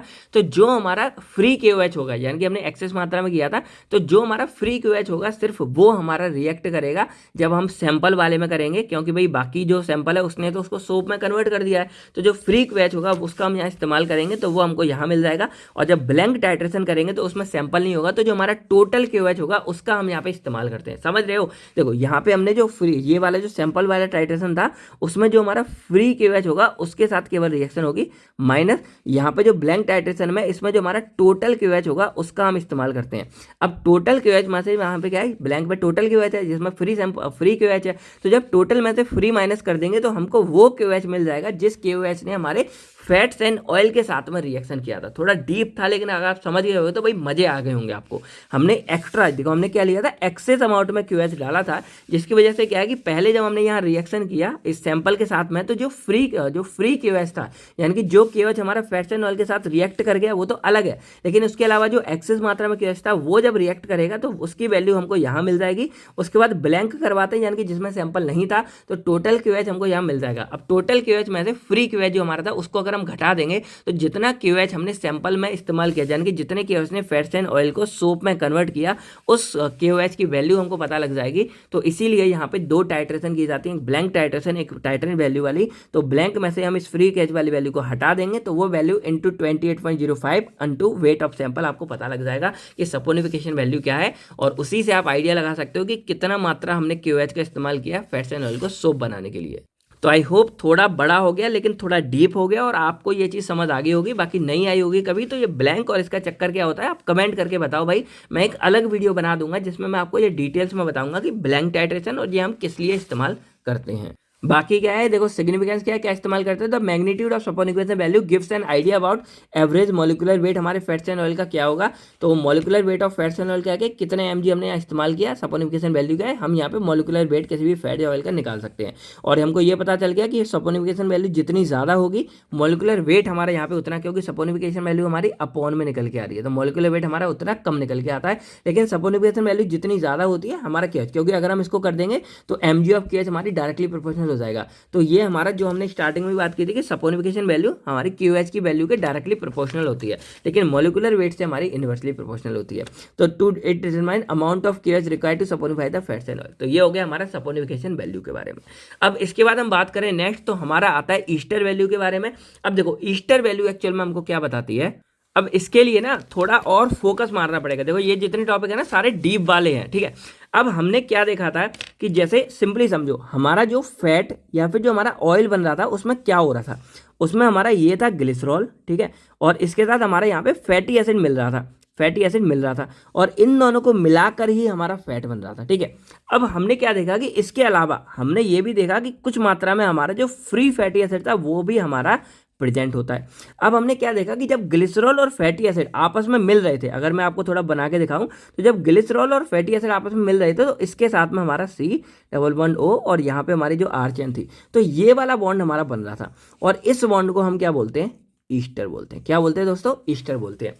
तो ईस्टर वैल्यू एक्चुअल में क्या, ईस्टर ने क्या बोला कि आप क्या कर रहे हो, जो सपोनिफिकेशन वैल्यू है उसमें आप टोटल पता लगा रहे हो कि भाई सपोनिफाई कितना हो रहा है, यानी कि हमने जो ये जैसे ये हमारा है तो ये हमारा फैट्स एंड ऑयल था। अब जो सपोनिफिकेशन वैल्यू थी वो हमको ये बता रही थी कि टोटल जो हमारा फैट्स एंड ऑयल है उसको सोप में कन्वर्ट करने के लिए हमारे कितना नंबर, मतलब कितना QH का रिक्वायरमेंट हो रहा है। लेकिन यहाँ पे जो ईस्टर वैल्यू थे उन्होंने ये बोला कि भाई जो टोटल फैट्स एंड ऑयल है ना, इसमें हो सकता है कि बहुत सारा ऐसा हमारा मतलब ऐसा हमारा फ्री फैटी एसिड होगा जो हमारा ग्लिसरॉल के साथ बाउंड नहीं है। जैसे हमने पहले बोला कि भाई हमारा हो सकता है कि इसमें कुछ फ्री फैटी एसिड भी प्रेजेंट हो, जो ऐसा फैटी एसिड जिसने हमारा ग्लिसरॉल के साथ बाउंड नहीं किया हो, या हो सकता है कि हमारा कुछ फैट्स एंड ऑयल हाइड्रोलिसिस हो गया हो, ऑक्सीडेशन हो गया हो, और वो हमारा फ्री फैटी एसिड में कन्वर्ट हो गया हो। तो ईस्टर वैल्यू ने ये बोला कि जो फ्री फैटी एसिड प्रेजेंट है, जैसे ये जो हमारा फैटी एसिड ग्लिसरॉल के साथ जब बाउंड करता है तभी हमारा ईस्टर फॉर्म करता है। अगर वो हमारा फ्री मात्रा में प्रेजेंट है तो इसमें तो हमारा ईस्टर प्रेजेंट ही नहीं है, और जब इसमें ईस्टर प्रेजेंट नहीं है तो मैं इसकी वैल्यू को अपना क्यों मानूं, क्योंकि जब यहाँ पे हमने इसके साथ टोटल बाउंड किया था तो हमारा ये ईस्टर के साथ भी बाउंड कर गया था, तो ये सिंपल बात है, क्योंकि फ्री फैटी एसिड के साथ भी KH बाउंड कर जाएगा। लेकिन अगर हमको ईस्टर वैल्यू निकालनी है तो ईस्टर वैल्यू तो हमारी सिंपल तब निकलेगी ना जब हमारा जो ये सोप कन्वर्ट करेगा वो सिर्फ इन वाले कंपाउंड को कन्वर्ट करेगा जिनके अंदर हमारा जो फैटी एसिड है वो ग्लिसरॉल के साथ बाउंड है, और उसमें ईस्टर ग्रुप हमारा फॉर्म होता है। तो वही यहाँ कह रहा है कि ये जो हमारा निकल के आ रहा है, यानी कि यहाँ पे ये पूरा बन के आ रहा है, ये हमारा सपोनिफिकेशन वैल्यू एक्चुअल में ये होनी चाहिए, क्योंकि आप इसको काउंट क्यों कर रहे हो, ये तो ऑलरेडी फ्री फैटी एसिड होता है, ठीक है। तो इसी बेस पे हमारी निकल के आती है ईस्टर वैल्यू की। इन्होंने ये बोला कि it is the number of mg of QH, यानी कि हमारे कितने QH का अमाउंट रिक्वायर्ड हो रहा है to saponify the ester present in 1 gram of fat and oil. यानी कि अब हमने क्या किया कि यहाँ पे 1 ग्राम फैट एंड ऑयल लिया, लेकिन इसमें से हम उस वाले फैटी एसिड को रिमूव, यानी कि उसको हम यहाँ पे काउंट नहीं कर रहे हैं, जो फ्री मात्रा में प्रेजेंट है उसको माइनस करने के बाद जो इसमें फैट एंड ऑयल हमारा बच रहा है उसको सपोनिफाई करने में कितने QH की हमको रिक्वायरमेंट हो रही है। अब अगर आपको एक बात पता हो तो सपोनिफिकेशन वैल्यू हमारी ये थी, और एसिड वैल्यू हमारी क्या थी कि भाई इसमें कितने फ्री फैटी एसिड प्रेजेंट होते हैं। तो saponification value total fat and oil की थी और एसिड वैल्यू हमारी सिर्फ फ्री फैटी एसिड की थी। तो अगर मैं क्या करूँ कि सपोनिफिकेशन वैल्यू में से एसिड वैल्यू को यानी कि माइनस कर दूं, तो मेरा जितना टोटल फैट एंड ऑयल है इसमें से अगर मैं ये माइनस फ्री फैटी एसिड को हटा दूं, अगर मैं इसको हटा दूं तो जो मेरा फैट एंड ऑयल यहाँ पे बचेगा वही तो मेरी ईस्टर वैल्यू निकलेगी। कि अगर मैं फ्री फैटी एसिड को काउंट नहीं करा, क्योंकि जो फ्री फैटी एसिड है उनमें हमारा ईस्टर बॉन्ड नहीं बनता। हमारा ईस्टर बॉन्ड सिर्फ तब बनता है जो हमारे फैटी एसिड ग्लिसरॉल के साथ बाउंड होते हैं, तभी हमारा ईस्टर बॉन्ड बनता है। इसीलिए अगर मैं क्या करूँ कि ये जो फ्री फैटी एसिड है ये मेरी एसिड वैल्यू से निकलती है, अगर मैं इस एसिड वैल्यू को इस जो हमारी टोटल सपोनिफिकेशन वैल्यू थी इसमें से माइनस कर दूँ तो मुझे ईस्टर वैल्यू देखने को मिल जाती है। और इसीलिए हम ईस्टर वैल्यू को क्या बोलते हैं, it is the difference between saponification value and acid value. अब इसको आज तक कोई समझ नहीं पाया होगा, आई होप इससे अच्छा शायद ही आपको कोई समझा पाएगा। तो अगर भाई ये समझ आ रहा है तो भाई इस वीडियो को लाइक कर देना, मेहनत बहुत लग रही है। और अगर आप टाइम देखोगे तो ये वीडियो लगभग 1.5 घंटे के करीब हो चुकी है, 1 मिनट 26 सेकंड, मतलब 1:20 के करीब हो चुकी है। और अगर मैं आपको लाइव टाइम दिखाऊं अभी, तो लाइव टाइम अगर मैं आपको यहाँ पे क्लॉक में दिखाऊं, live time in India total आप करके देखोगे तो देखो क्या टाइम हो रहा है, 4:59 AM हो रहा है, यानी कि सुबह के 5 बज रहे हैं, 3 बजे के करीब से वीडियो रिकॉर्ड हो रही है। तो भाई ये सब आप ही लोगों के लिए है। तो बस इतना मेरा कहना है, कुछ मत करो। अगर वीडियो अच्छी लग रही है, समझ आ रही है, तो भाई कमेंट करके बस बता दो। इससे मैं ये समझ आएगा कि इसी तरह आपको आगे पढ़ाना है, थोड़ा डिटेल्स में घुस घुस के, जिससे आपके सारे डाउट क्लियर हो जाए। तो ईस्टर वैल्यू आई होप आपका अब एकदम क्लियर हो गया होगा। बाकी वही है कि it is based on the reaction of esterification, reaction पे बेस करता है, जहां पे जो फैटी एसिड है वो हमारा एल्कोहल यानी कि किसी ग्लिसरॉल जब रिएक्ट करता है तभी हमारा ईस्टर फॉर्म करता है, और इधर हमारा पानी फॉर्म करेगा। ये सिंपल है।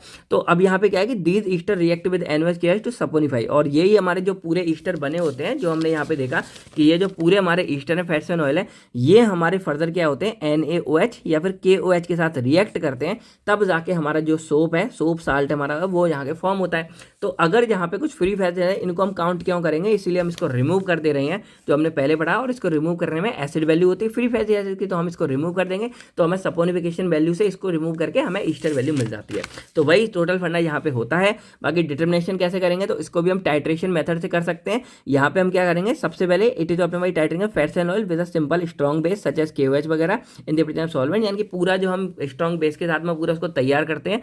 उसके बाद जो एक्सेस अमाउंट में हमारा KOH होगा उसको टाइट्रेट करते हैं हम 0.5 MgHCl के साथ में। अब देखो, जो मैंने अभी आपको सपोनिफिकेशन का पूरा फंडा समझाया था कि कैसे करते हैं, हमारा जो एक्स्ट्रा वाला KOH, एक्सेस वाला KOH है, वो पूरा करके, तो भाई एक बार सपोनिफिकेशन को जाके देख लो, आपको ये ईस्टर वैल्यू का ये जो डिटर्मिनेशन है वो पूरा समझ आ जाएगा, क्योंकि ऑलरेडी सब लेंदी हो चुका है। बाकी नहीं भी आया तो सिंपल आप इस वाले फॉर्मूले को लिख के आ जाना कि सपोनिफिकेशन वैल्यू को निकालो, एसिड वैल्यू को निकालो, उसमें से माइनस कर दो, आपका ये निकल के आ जाएगा। बाकी repeat this operation without sample, जो हम इसके लिए एक ब्लैंक लेते हैं, एक हम वो लेते हैं, तो ईस्टर वैल्यू निकालेंगे जो एक्चुअल टेस्ट किया हमने माइनस ब्लैंक टेस्ट किया upon weight of sample into 28.05, हमें यहाँ पे वैल्यू मिल जाएगी। उसके बाद the amount of base required to neutralise the esterified fatty acid directly produce the ester value. बाकी देखो यहाँ पे वही फर्क है कि जो फैट्स हम वो लेंगे जिसमें ईस्टर बना हुआ है, फ्री वेजेस वाले नहीं लेंगे, तो उनको जब KOH का रिएक्ट करते हैं तो हमारा फैटी एसिड साल्ट बनता है, और इसी को हम यहाँ पे मेजर करते हैं। और एल्कोहल हमारा अलग, जो ग्लिसरॉल है वो तो हमारा अलग निकल जाता है। सिग्निफिकेंस क्या है कि it gives the number of hydroxyl group present in the fats and oil, तो कितने हमारे पूरे में OH ग्रुप प्रेजेंट होंगे उसकी वैल्यू हमको यहाँ पे पता लग जाती है। इसके बाद it is used to determine the quality of fats and oil, हमारे फैट्स एंड ऑयल की क्वालिटी मेजर करता है, क्योंकि भाई क्या है, अगर ये जितना प्योर ज़्यादा मात्रा में होगा उतनी अच्छी हमारी क्वालिटी होगी। ऐसा क्यों है, क्योंकि ये हमारा वो क्वांटिटी हमको बता रहा है जिसमें हमारा फ्री फैटी एसिड प्रेजेंट नहीं है, और अगर हमारे किसी भी फैट्स ऑयल में फ्री फैटी एसिड प्रेजेंट नहीं है तो उसकी क्वालिटी हमारी ऑटोमेटिक प्योर हो जाती है, क्योंकि फैटी एसिड तो हमारे लिए नुकसानदायक है, तो ये नहीं होगा तो हमारे लिए और अच्छा हो जाता है। बाकी it is used to determine the quality, shelf life and nutritional value of fats and oil, तो ये हमारी फैट्स एंड ऑयल की पूरी quality, shelf life, nutritional value को बढ़ा देता है। तो ये था हमारा पूरा मतलब ईस्टर वैल्यू के बारे में। अब हम नेक्स्ट बात करते हैं अपने आयोडीन वैल्यू के बारे में। तो देखो, जो हमारी आयोडीन वैल्यू है, एक तो एग्जाम में वो काफ़ी टाइम से आ रही है, और दूसरा बहुत सिंपल है यार, कुछ है ही नहीं। अगर मैं सिंपली आपको बताऊं तो जैसे हमने क्या देखा था कि जो हमारे फैट्स एंड ऑयल होते हैं वो दो तरीके के होते हैं, एक होता है हमारा अनसैचुरेटेड, एक होता है हमारा अनसैचुरेटेड।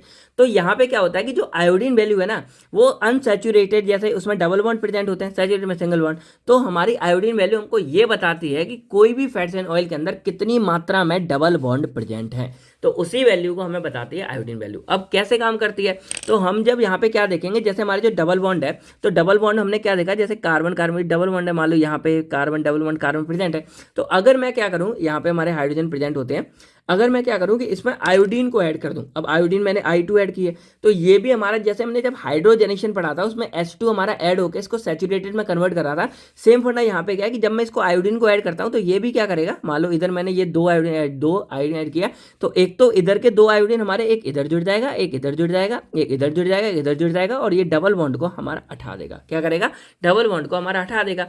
तो इसमें हम क्या देख रहे हैं कि अगर हम क्या करते हैं, अपने अनसैचुरेटेड वाले कंपाउंड में आयोडीन को जब ऐड करते हैं तो आयोडीन उसके डबल बॉन्ड को हटा के खुद जाके चिपक जाता है, बाउंड हो जाता है, और इस कंपाउंड को सैचुरेटेड में कन्वर्ट कर देता है। तो काम ये वही कर रहा है जो हमारा हाइड्रोजनेशन में हो रहा था, लेकिन हम यहाँ पे इसका फायदा क्या उठाते हैं कि अब जैसे मान लो कि इस पूरे कंपाउंड के अंदर ये जो पूरा कंपाउंड था इसमें दो डबल बॉन्ड थे, इसके लिए मुझे 4 आयोडीन की रिक्वायरमेंट पड़ी, या सिंपल वैल्यू मैंने 2 आयोडीन के कंपाउंड, I2 को पूरा आयोडीन बोलेंगे तो 2 आयोडीन के कंपाउंड की मुझे जरूरत पड़ी।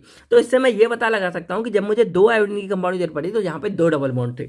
अब मैंने मान लो कि आयोडीन पूरी यहाँ पे गैस पास की, और आयोडीन जब मैंने पास की तो मुझे लगभग 10 आयोडीन की रिक्वायरमेंट पड़ी। तो जब मुझे 10 आयोडीन की रिक्वायरमेंट पड़ी तो मैं सिंपल कह सकता हूँ कि इस वाले कंपाउंड के अंदर में 10 डबल बॉन्ड प्रेजेंट थे, और 10 डबल बॉन्ड प्रेजेंट थे तो मैं इसकी अनसैचुरेशन को बता सकता हूँ कि भाई ये high degree of unsaturation present था। तो मुझे ये समझ आ रहा है कि इस आयोडीन वैल्यू की मदद से मैं क्या कर सकता हूँ कि मैं ये बता सकता हूँ कि कोई भी फैट्स एंड ऑयल के अंदर कितनी मात्रा में डबल बॉन्ड है प्रेजेंट है, या कितनी मात्रा में अनसैचुरेशन प्रेजेंट है। तो आप यहाँ पे आयोडीन वैल्यू समझ रहे होगे कि it is the measure of amount of unsaturated fatty acid present in a fats and oil. अब इसको, इससे हम क्या कर सकते हैं, डिग्री ऑफ अनसैचुरेशन को पता लगा सकते हैं फैट्स एंड ऑयल के अंदर में, और ये उसकी डायरेक्टली स्टेबिलिटी, टेक्सचर और न्यूट्रिशन वैल्यू को पता लगाता है, क्योंकि जिसमें जितनी ज़्यादा अनसैचुरेशन प्रेजेंट होगी वो उतना हमारे लिए हार्मफुल है। क्योंकि हमें चाहिए कि कोई भी कंपाउंड हो उसमें अनसैचुरेशन कम हो और वो कंपाउंड सैचुरेटेड होना चाहिए, उसमें डबल बॉन्ड बहुत कम हो, माइनर हो या हो ही ना। लेकिन यहाँ पर क्या है कि आयोडीन वैल्यू जितनी ज़्यादा निकलेगी उसका मतलब ये है कि उसमें हमारी अनसैचुरेशन या फिर डबल बॉन्ड हमारे उतने ज़्यादा होंगे और हमारे लिए वो उतने नुकसानदायक होते हैं। तो अगर हम इसके प्रिंसिपल के बारे में बात करें तो it is based on the principle of iodine with unsaturated fatty acid to form saturated, हाँ, रिएक्शन ऑफ, यानी कि ये हमारा उस सिद्धांत पे काम करता है कि जो हमारा आयोडीन होगा I2 होगा वो अनसैचुरेटेड फैटी एसिड के साथ जाके बाउंड करके उनको सैचुरेटेड में कंपाउंड करेगा, और लास्ट में हम क्या करते हैं कि iodine value is the number of gram of iodine, यानी कि हम लास्ट में आयोडीन नंबर को निकालने के लिए आयोडीन कितना हमने इस्तेमाल किया उसको मतलब पूरा चेक कर लेते हैं कि हमारे 100 ग्राम। अब वही बात है कि मान लो मेरे सिंपल यहाँ पे ये पूरा फैट्स एंड ऑयल है, तो यहाँ पे मैंने एक, हमको भाई एक मेजर करने के लिए चाहिए, तो हम यहाँ पे क्या करते हैं 100 ग्राम यहाँ पे फैट्स एंड ऑयल ले लेते हैं। अब इसके लिए हम क्या करते हैं, यहाँ पे आयोडीन को ऐड करते हैं। अब यहाँ पे कितनी मात्रा आयोडीन हम इस्तेमाल कर लेंगे इस पूरे 100 ग्राम ऑफ फैट्स एंड ऑयल को मतलब सैचुरेटेड में कन्वर्ट करने के लिए, डबल बॉन्ड के साथ रिएक्ट करने के लिए, वही वैल्यू जो मैं इसका अमाउंट निकल के आएगा वही वैल्यू मेरी आयोडीन वैल्यू कहलाती है। ठीक है, तो वही है जहाँ पे, तो हम यहाँ पे number of gram of iodine देखेंगे कि कितने ग्राम आयोडीन का हमने इस्तेमाल किया 100 ग्राम फैट्स एंड ऑयल को अनसैचुरेशन से सैचुरेशन में कन्वर्ट करने के लिए, वही वैल्यू हमारी उसकी आयोडीन वैल्यू कहलाती है। तो जैसे सिंपल हमारा देखो ये अनसैचुरेटेड है, तो यहाँ पे ये क्या, हमने यहाँ पे एक I2 लगा दिया, तो एक I यहाँ लग गया, एक यहाँ लग गया, और डबल बॉन्ड खत्म हो गया। तो हम इसकी वैल्यू बता सकते हैं कि सिर्फ एक है। अब इसको ग्राम की फॉर्म में लेते हैं, तो हम 100 ग्राम अनसैचुरेटेड पूरा लेंगे, उसमें कितना ग्राम ऑफ आयोडीन डालेंगे कि सारे के सारे जो हमारे फैट्स एंड ऑयल है वो सैचुरेटेड में कन्वर्ट हो जाएंगे। अब उसी ग्राम ऑफ आयोडीन को हम यहाँ पे बोल देते हैं कि वो हमारी उसकी आयोडीन वैल्यू है। ठीक है, अब यहाँ पे इसको कैसे डिटरमाइन करेंगे, तो अब भाई इसको हम ऐसे तो कर नहीं सकते, हमें क्या पता है, तो इसके लिए हम इस्तेमाल करते हैं विज मेथड का। अब इसके लिए हम क्या करते हैं, यहाँ पे आप वो टाइट्रेशन वाला पूरा फंडा बना लेना ऐसे टाइट्रेट करते हुए नीचे कॉनिकल फ्लास्क में। तो it involve reacting a fats and oil sample with excess amount of iodine monochloride solution in acetic acid. अब पहली बात यह है कि जो हमारा फैट्स एंड ऑयल का जो सॉल्यूशन होगा उसको हम यहाँ पे कार्बन टेट्राक्लोराइड में पूरा घोल देते हैं। मैं यहाँ पे लिख दूंगा क्या होता है, कार्बन टेट्राक्लोराइड में हम पूरा इसको डिसॉल्व कर देते हैं।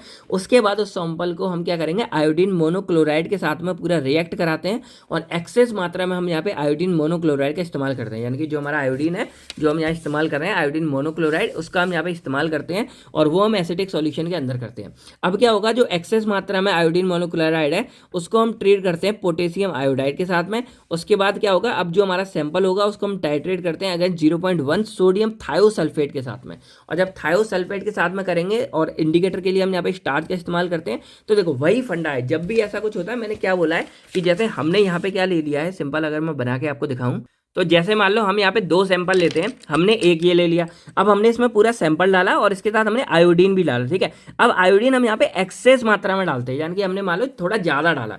अब क्या होगा, जितना हमारे पास सैंपल होगा उतने सैंपल, यानी कि जितना हमारे पास यहाँ पे डबल बॉन्ड होगा, सॉरी, उतने डबल बॉन्ड के साथ हमारा ये जो आयोडीन होगा वो बाउंड कर लेगा। उसके बाद ये हमने जब एक्सेस में डाला तो कुछ हमारा जो आयोडीन है वो यहाँ पे बचेगा भी, तो उसको हम यहाँ पे मान लो फ्री आयोडीन एक तरह से बोल देते हैं। ठीक है, सिंपल हो गया। अब हम क्या करते हैं, तो हमने एक बार यहाँ पे पूरा टाइट्रेशन करवाएंगे। अब जब टाइट्रेशन करेंगे तो जो हमारा फ्री आयोडीन है ना, सिर्फ वो आयोडीन हमारा इसके साथ रिएक्ट करेगा, क्योंकि जो आयोडीन हमारा मतलब सैंपल के साथ रिएक्ट करेगा वो थोड़ी यहाँ पे न्यूट्रलाइज होगा, क्योंकि जो फ्री आयोडीन है वही सिर्फ हमारा न्यूट्रलाइज होगा। तो वो हम यहाँ पे चेक कर लेते हैं। अब जैसे मान लो हमारे पास यहाँ पे फ्री आयोडीन हमारे पास 5 था, एग्जाम्पल के लिए मैं आपको समझाने के लिए मान लो फ्री आयोडीन मेरे पास 5 था, क्योंकि ये नंबर्स में ऐसे होगा नहीं, और यहाँ मेरा बाकी का आयोडीन यहाँ पे एक्सेस कर गया। अब मुझे यही तो पता लगाना है कि कितने आयोडीन ने यहाँ सैंपल के साथ रिएक्ट किया। तो अब मैं सेकंड टाइम क्या कर रहा हूँ, यहाँ पे लेता हूँ ब्लैंक टाइट्रेशन। अब इसमें मैंने सैंपल नहीं डाला, मैंने मैंने जितना टोटल मात्रा में आयोडीन यहाँ पे लिया था उतना टोटल मैंने आयोडीन यहाँ पे लिया। तो मान लो मैंने 15 आयोडीन यहाँ पे लिया था, और जब मैंने 15 आयोडीन यहाँ पे लिया था तो उसको मैंने यहाँ पे टाइट्रेशन करवाया, और जब टाइट्रेशन करवाया तो पूरा 15 निकल के 15 मतलब 15 की यहाँ पे टाइट्रेशन में 15 आयोडीन निकल के आया हमारा। तो हम क्या देख रहे हैं कि यहाँ पे जब आयोडीन हमारा टोटल 15 था, जब हमने इधर दिया उधर दिया, और यहाँ पे जब हमने देखा तो केवल 5 आयोडीन हमारा बचा है। इसका मतलब क्या है कि जो 10 आयोडीन है उसने हमारे सैंपल के साथ जाके क्या किया है, डबल बॉन्ड को मतलब मारा है। तो इससे हमको ये आइडिया लग रहा है कि जो ही इसके अंदर क्या है, हमें वैल्यू, हम इसको बाद में हम क्या करते हैं, बाद में क्या करेंगे, जो हमारी ये ब्लैंक टाइट्रेशन थी, यानी कि ये ब्लैंक टाइट्रेशन 15 वाली, इससे माइनस कर देते हैं जो हमारी सैंपल टाइट्रेशन थी 5 वाली, तो हमको 10 वैल्यू निकल के आएगी, और ये वो वैल्यू है जो हमारी सैंपल के साथ जाके क्या करेगी, बाउंड करेगी। तो हमको ये पता लग गया कि इसके अंदर हमारी लगभग 10 डबल बॉन्ड होंगे। तो इस तरह हम यहाँ पे एक रफ मैंने मोटा मोटी समझा दी कि इस तरह हम पता लगाते हैं कि कोई भी वैल्यू हमें कैसे काम करती है, और हम यहाँ पे 2 बार टाइट्रेशन क्यों करते हैं, और ब्लैंक टाइट्रेशन और इसका मतलब क्या होता है। ठीक है, तो यहाँ पे इसी के साथ करेंगे। फिर टाइट्रेशन को पहले 0.1 एंड सोडियम थायोसल्फेट के साथ रिएक्ट करते हैं स्टार्च सॉल्यूशन के साथ करके। उसके बाद हम यहाँ पे ब्लैंक टाइट्रेशन करते हैं जिसमें हम सैंपल नहीं लेते हैं। तो आयोडीन वैल्यू कैसे निकलेगी, V - S N × 12 × 6.5 wait of sample. तो यहाँ पे V है वॉल्यूम ऑफ थायोसल्फेट, ब्लैंक के लिए कितनी निकल के आई, वॉल्यूम ऑफ थायोसल्फेट यहाँ सैंपल के लिए कितने निकल के आई, माइनस करेंगे। उसके बाद नॉर्मलिटी 0.1 थी, इसके साथ जोड़ देंगे। वेट ऑफ सैंपल, हमने कितना वेट लिया था सैंपल का, तो हम 10 ग्राम 5 ग्राम जितना सैंपल लेंगे वो कर देंगे, हमें आयोडीन वैल्यू मिल जाएगी। इसको शॉर्ट में देखा जाए तो 1.2, देखो यहाँ 0.1 था, मल्टीप्लाई कर दोगे 1.269 हो जाएगा। B - A, V हमारा ब्लैंक, जो V था हमारा A की जगह S आ गया, और नीचे W, कुछ भी अलग नहीं है, वही हमारा ये फॉर्मूला रीबिल्ड हमने कर दिया है। अब इसके सिग्निफिकेंस के बारे में बात करें तो it is used to measure the degree of unsaturation. ये बेसिकली हमारे जो अनसैचुरेशन है उसकी डिग्री को मेजर करने में हेल्प करता है।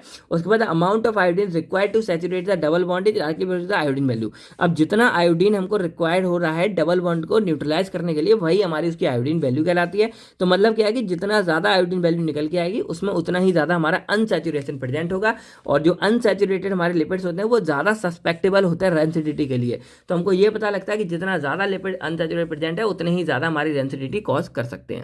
तो जो ओलिक एसिड होता है उसके लिए लगभग हमारी जो आयोडीन नंबर है वो 90 निकल के आता है। आप समझ सकते हो, मतलब ओलिक एसिड में काफी ज्यादा मात्रा में डबल बॉन्ड प्रेजेंट होते हैं। तो अब अगर बात करें हम अपने नेक्स्ट RM वैल्यू के बारे में, या इसको हम रिचर्ड मिशेल वैल्यू नाम से भी जानते हैं। तो देखो ये क्या बताता है, it is a measure of the amount of volatile fatty acid in a fats and oil. अब ये भी आपको समझ नहीं आया होगा। तो देखो नॉर्मली हमने क्या देखा कि जैसे जो कोई भी हमारे फैट्स एंड ऑयल होते हैं उसके अंदर हम डिफरेंट में चीज़ों को देखते हैं।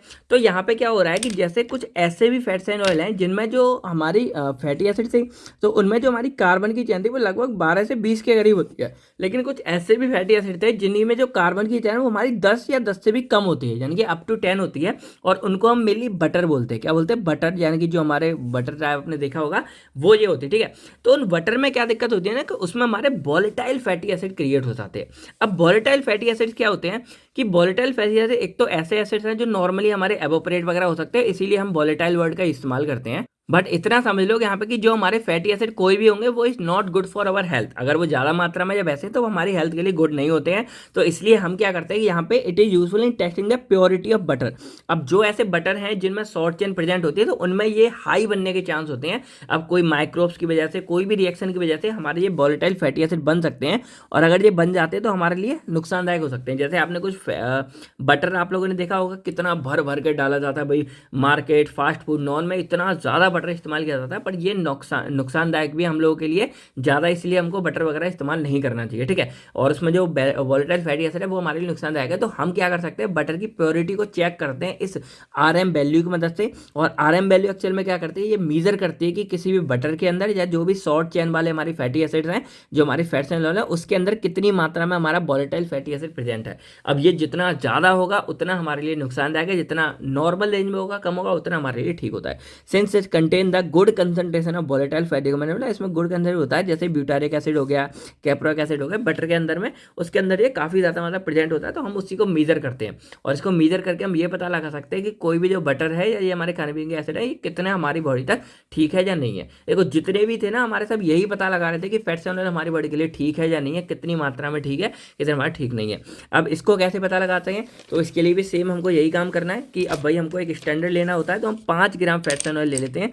मान लो हमने यहाँ पे ऊपर दिख नहीं रहा, यहाँ पे हम क्या करते हैं, ये हमने पूरा ले लिया और इसमें हमने जो फैट्स ऑयल ले लिया वो हमने 5 ग्राम लिया है। क्या लिया, 5 ग्राम फैट्स ऑयल लिया है। अब इसके अंदर जो वोलेटाइल फैटी एसिड है वो कितना है उसी को करना है। तो वोलेटाइल फैटी एसिड सिंपल हो, हमको क्या करना है, उसको न्यूट्रलाइज करने के लिए KOH की रिएक्शन करानी है। तो हम जब इसमें KOH का इस्तेमाल करेंगे तो वो KOH इस वोलेटाइल फैटी एसिड को न्यूट्रलाइज करेगा। तो हम इस 5 ग्राम फैट्स एंड ऑयल को न्यूट्रलाइज करने के लिए कितनी मात्रा में KOH की रिक्वायरमेंट है, उसी अमाउंट ऑफ KOH का हमारा वैल्यू हो जाएगा RM वैल्यू के बराबर। यानी कि सिंपली अगर हम बोले यहाँ पे क्या है, तो it is divide the number of ml। अब यहाँ पे हम ml में इस्तेमाल कर रहे हैं, ml of 0.1 N KOH required to neutralise a soluble volatile fatty acid. जो वोलेटाइल एसिड है वो सॉल्यूबल हो, drive from 5 gram of fat, जो 5 ग्राम फैट से निकला हुआ हो, उतने फैटी एसिड को कितना मात्रा में KOH की रिक्वायरमेंट है न्यूट्रलाइज करने के लिए। अभी जितना फैटी एसिड होगा उतना ही KOH की रिक्वायरमेंट होगी। तो अगर हम KOH की रिक्वायरमेंट को पता लगा ले तो हम वोलेटाइल फैटी एसिड को भी पता लगा सकते हैं। अब प्रिंसिपल के बारे में बात करें तो it is based on the reaction of volatile fatty acid with KOH। तो यहाँ पे जो वोलेटाइल फैटी एसिड वो हमारा KOH के साथ रिएक्ट करेगा और इसी से हम इसकी वैल्यू को पता लगा लेंगे। तो अमाउंट ऑफ KOH रिक्वायर्ड, तो ये वही बात है जो हमने ऊपर लिखी थी। अब इसको कैसे डिटरमाइन करते हैं वो थोड़ा समझना जरूरी है। तो पहला काम तो हमारा ये है ना कि हमारा जो वोलेटाइल फैटी एसिड है इसको हम बाहर निकाल पाए अपने फैट या किसी में से, वो हमारे लिए जरूरी है। तो उसको निकालने के लिए हम क्या करते हैं, फर्स्टली फैट इज सपोनिफाइड, यानी कि हमारा जो कोई फैट होता है उसको हम पहले सपोनिफाइड करते हैं। अब सपोनिफिकेशन में हम क्या कर रहे थे, उसको NOH QH के साथ रिएक्शन करा के उसको सोप साल्ट मतलब वो बना रहे थे, पूरा सपोनिफाई कर रहे थे। तो जब सपोनिफाई करते हैं किसकी मदद से, ग्लिसरॉल एल्कली सॉल्यूशन जो हमारा NOH या QH की मदद से, और उसके बाद ये करने के बाद हम उसमें एसिडिफाई करते हैं। अब एसिडिफाई करते हैं सल्फ्यूरिक एसिड की मदद से, और जब सल्फ्यूरिक एसिड उसमें मिलाते हैं तो उसके बाद हमारे जो उसमें फ्री फैटी एसिड हैं वो हमारे उड़ना शुरू हो जाते हैं, लिबरेट होना शुरू हो जाते हैं। अब जैसे मान लो इसके अंदर हमारा पूरा सॉल्यूशन था, तो इसके अंदर हमारा क्या होगा, जैसे पूरा फैट या फिर ऑयल हमारा होगा और इसमें हम क्या करेंगे, पहले सपोनिफाइड करवाएंगे और सपोनिफाई करने के बाद हम इसको एसिडिफाई करवाएंगे, और जब एसिडिफाई करेंगे तो इसके अंदर का जो हमारा फैटी एसिड है फ्री वाला वो हमारा यहाँ से उड़ना शुरू हो जाएगा। क्या हो जाएगा, यहाँ से उड़ना शुरू हो जाएगा और उड़ उड़ के हमारा जो फ्री फैटी एसिड है वो हमारे यहाँ पे कलेक्ट होना शुरू हो जाएगा। तो इस तरह हम यहाँ पे फ्री फैटी एसिड को कलेक्ट कर सकते हैं। उसके बाद जो लिबरेटेड फैटी एसिड आया उसको स्टीम डिस्टिलेट करते हैं, और इसको हम स्टीम डिस्टिलेट मतलब ये हमारे इसको गर्म करेंगे बाद में, तो हमारा ऊपर उड़ते उड़ते हम इसको दूसरे फ्लास्क में कंटेन कर देंगे ठंडा करने के बाद, क्योंकि यहाँ स्टीम में उड़ा, स्टीम में जहाँ कंडेंसर लगाएंगे तो वो ठंडा होकर हमारा इसमें कलेक्ट हो जाएगा। तो इस तरह हमें यहाँ पे नेक्स्ट मिल गया। उसके बाद जो कूल कंडेंसर है यानी कि हमारा जो वेपर है उसको फिल्टर करते हैं, और फिल्टर करके हम सेपरेट कर देते हैं। एक वाटर सॉल्युबल फैटी एसिड होंगे, एक वाटर इनसॉल्युबल फैटी एसिड होंगे। तो हमें वाटर इनसॉल्युबल से मतलब नहीं है, हमें सॉल्युबल से मतलब है। तो वाटर सॉल्युबल फैटी एसिड को हम यहाँ सेपरेट आउट कर लेंगे। उसके बाद जो वाटर सॉल्युबल फैटी एसिड होगा उसको टाइट्रेट करते हैं हम स्टैंडर्ड 0.1 KOH सॉल्यूशन की मदद से। और यहाँ पे हम क्या करेंगे, जैसे हमने यहाँ पे मिल गया, देखो क्या हुआ 5 ग्राम फैट लिया हमने, उसको डिस्टिलेशन किया हाइड्रोलिसिस करके, हमने यहाँ पे पूरा निकाल के फैटी एसिड निकाल लिया, और उसके बाद ये फैटी एसिड को हमने सेपरेट कर लिया। तो एक हमारे वोलेटाइल फैटी एसिड है जो हमारे वाटर सॉल्युबल है, एक हमारे वाटर इनसॉल्युबल है जो हमारे नॉन वोलेटाइल होते हैं। वाटर सॉल्युबल ही हमारे वोलेटाइल होते हैं। तो हमारे यहाँ मिल गया। अब उसको हम यहाँ पे 0.1 KOH की मदद से, यहाँ पे हमारा भरा होगा 0.1 KOH N वाला, इसकी मदद से हम इसको टाइट्रेट करेंगे। अब जितना इसके अंदर हमारा फ्री फैटी एसिड है, क्योंकि इसमें और कुछ नहीं है, फ्री फैटी एसिड है, तो ये हम इसको डालते जाएंगे। अब जो हमारा ये एसिड देखो क्या होता है, ये हमारा एसिड है, ये हमारा क्या है, KOH हमारा बेस है। तो हमने यहाँ पे जब एसिड लिया है तो हम इसको बेस के साथ क्या करेंगे, रिएक्ट करेंगे, और जब रिएक्ट करते जाएंगे तो जितने अमाउंट KOH क्या करेगा, इस एसिड को न्यूट्रलाइज कर देगा, उतनी मात्रा में हमको पता लग जाता है कि भाई कितना KOH हमने यहाँ पे यूज़ किया है, और जितना KOH हमने यूज़ किया है उतना ही मात्रा में हमारे यहाँ पे फ्री फैटी एसिड प्रेजेंट होगा। तो वही यहाँ पे हम क्या करेंगे, स्टैंडर्ड KOH के साथ करेंगे और हमें RM वैल्यू मिल जाएगी। कैसे, तो RM value value number of ml of 0.1 N KOH। तो हमने यहाँ पे कितना ml, यहाँ पे डायरेक्टली पता चल जाता है 2 ml 5 ml, उतना ml हम यहाँ पे KOH की वैल्यू लिख देंगे। नीचे हमारा जो वेट होगा सैंपल का वो लिख देंगे जो हमने 5 ग्राम के अंदर से पूरा निकाला, और यहाँ पे सॉरी यहाँ पे कितना वेट होगा वो हम लिख देंगे ऑयल ऑफ वेट का, और यह 5 का मल्टीप्लाई करते हैं क्योंकि 5 ग्राम ही हमने यहाँ पे लिया था। इस तरह हम इसकी वैल्यू निकाल सकते हैं। अब इसके सिग्निफिकेंस क्या होते हैं, it is the quality of short chain fatty acid. ये हमारी शॉर्ट चेन फैटी एसिड जो होते हैं अप टू 10 तक, उनकी क्वालिटी को पता लगाता है, क्वांटिटी और क्वालिटी को। इसके बाद ये RM वैल्यू हमारे बटर की लगभग 25 से 30 के बीच होती है। बाकी ये और जो एडिबल ऑयल होते हैं जैसे कोकोनट ऑयल की 5 से 8 के बीच होती है, तो ये हमारे लिए ठीक होते हैं। इसके लिए बटर भी थोड़ा कम ही ठीक होता है, तो ज़्यादा आपको अवॉइड ही करना चाहिए, इतना ज़्यादा भी आप इस्तेमाल ना किया करो, नॉर्मल घर का घी वगैरह इस्तेमाल कर लो। सो हाई RM वैल्यू जो हमारी, जिसकी हाई RM वैल्यू होगी, वो डिटेक्ट करता है कि उसमें अडल्ट्रेशन प्रेजेंट है, यानी कि कुछ ना कुछ उसमें गड़बड़ है, कुछ तो गड़बड़ है दया। तो ये सारी बातें आई होप आपको समझ आ गई होगी। अब हमारी आखिरी आती है एसिटाइल वैल्यू के बारे में। तो वैसे 5 इंपॉर्टेंट कराने थे, ये नहीं कराना था, फिर भी हमने यार थोड़ा सा आपके लिए लिख दिया कि अगर आ जाता है आप इसको करके आ सकते हो।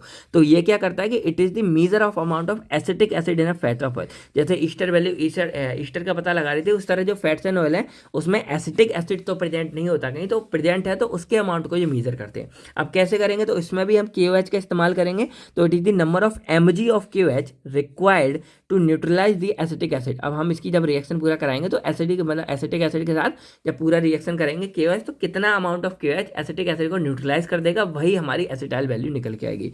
तो obtained by saponification of 1 gram of fats and oil after it has been acylated. अब जो एसिटिक एसिड है वो हमारा बना कैसे, ऐसे तो नहीं बना होगा। तो यहाँ पे क्या करते हैं कि जैसे ये हमारा फैट्स एंड ऑयल था, इस फैट्स एंड ऑयल को हम पहले पूरा सपोनिफाइड करवाते हैं। और जब सपोनिफाई करवाने के बाद हमारे यहाँ पे क्या बनता है, साल्ट ऑफ फैटी एसिड बनता है। और ये जो हमारा साल्ट ऑफ फैटी एसिड बनता है, इसको बाद में हम एसिलाइटेड करवाते हैं, यानी कि एसिटिक एसिड इनके मतलब इसका पूरे रिएक्शन कराएंगे, तब जो एसिलाइटेड बनेगा उसमें जो हमारा एसिटिक एसिड फॉर्म होगा उसको न्यूट्रलाइज करके हम देखते हैं कि भाई कितने मात्रा हमको यहाँ पे लग रहा है। तो ये हमारी होती है एसिटिक एसिड वाला। बहुत कम ये क्वेश्चन आता है, अगर आ गया तो मान लो किस्मत ही खराब है, क्योंकि ऑलरेडी पौने 2 घंटे की वीडियो बनाने के बाद अगर ये क्वेश्चन आता है तो भाई क्या ही किया जाएगा। बाकी इसका फॉर्मूला है acetyl value 1335 upon 1335 minus AMIB। तो B हमारा यहाँ पे आपको पता है वही हमारा सपोनिफिकेशन मतलब एसिलाइटेड सब्सटेंस की वैल्यू होगी, सपोनिफिकेशन करेंगे उसके बाद, और A हमारी सपोनिफिकेशन ऑफ सब्सटेंस की वैल्यू है, ऐसे कर सकते हैं। और सिग्निफिकेंस क्या है, एसिटाइल वैल्यू जितनी ज़्यादा होगी उसमें फ्री फैटी एसिड का अमाउंट उतना ज़्यादा होगा, क्योंकि वही फ्री फैटी एसिड हमारा एसिलाइटेड सॉल्यूशन बनाएगा। इसके अलावा ये हमारे जो फ्री हाइड्रोक्सिल ग्रुप है उसको मेजर करने में भी हेल्प करते हैं। तो ये था हमारा एसिटाइल वैल्यू के बारे में। अगर आपको डिटेल्स देखना हो तो आप सर्च करो एसिटाइल वैल्यू केयरवेल फार्मा, आपको वहाँ भी ये लॉन्ग में मिल जाएगी। तो आई होप आपको ये सब कुछ समझ आ गया होगा। तो वीडियो होगी लेंदी, लेकिन हमने क्या किया, अपने पूरी यूनिट को यहाँ पे कवर कर लिया है और हालत बहुत ज़्यादा खराब हो गई है, तो इसके लिए एक लाइक तो बनता है। बाकी इस वीडियो कैसी लगी भाई कमेंट करके बताओ, फैट्स एंड ऑयल की डेफिनेशन बताओ। बाकी इसकी PDF आपको केयरवेल फार्मा ऐप के अंदर देखने को मिल जाएगी। बाकी मैं मिलता हूँ आपसे बहुत नेक्स्ट वीडियो में, जिसमें हम बात करेंगे यूनिट 4 और बाकी सब्जेक्ट के बारे में। तो friend thank you, take care, अपना भी फैमिली का ख्याल रखिएगा। बाय बाय दोस्तों, जय हिंद दोस्तों।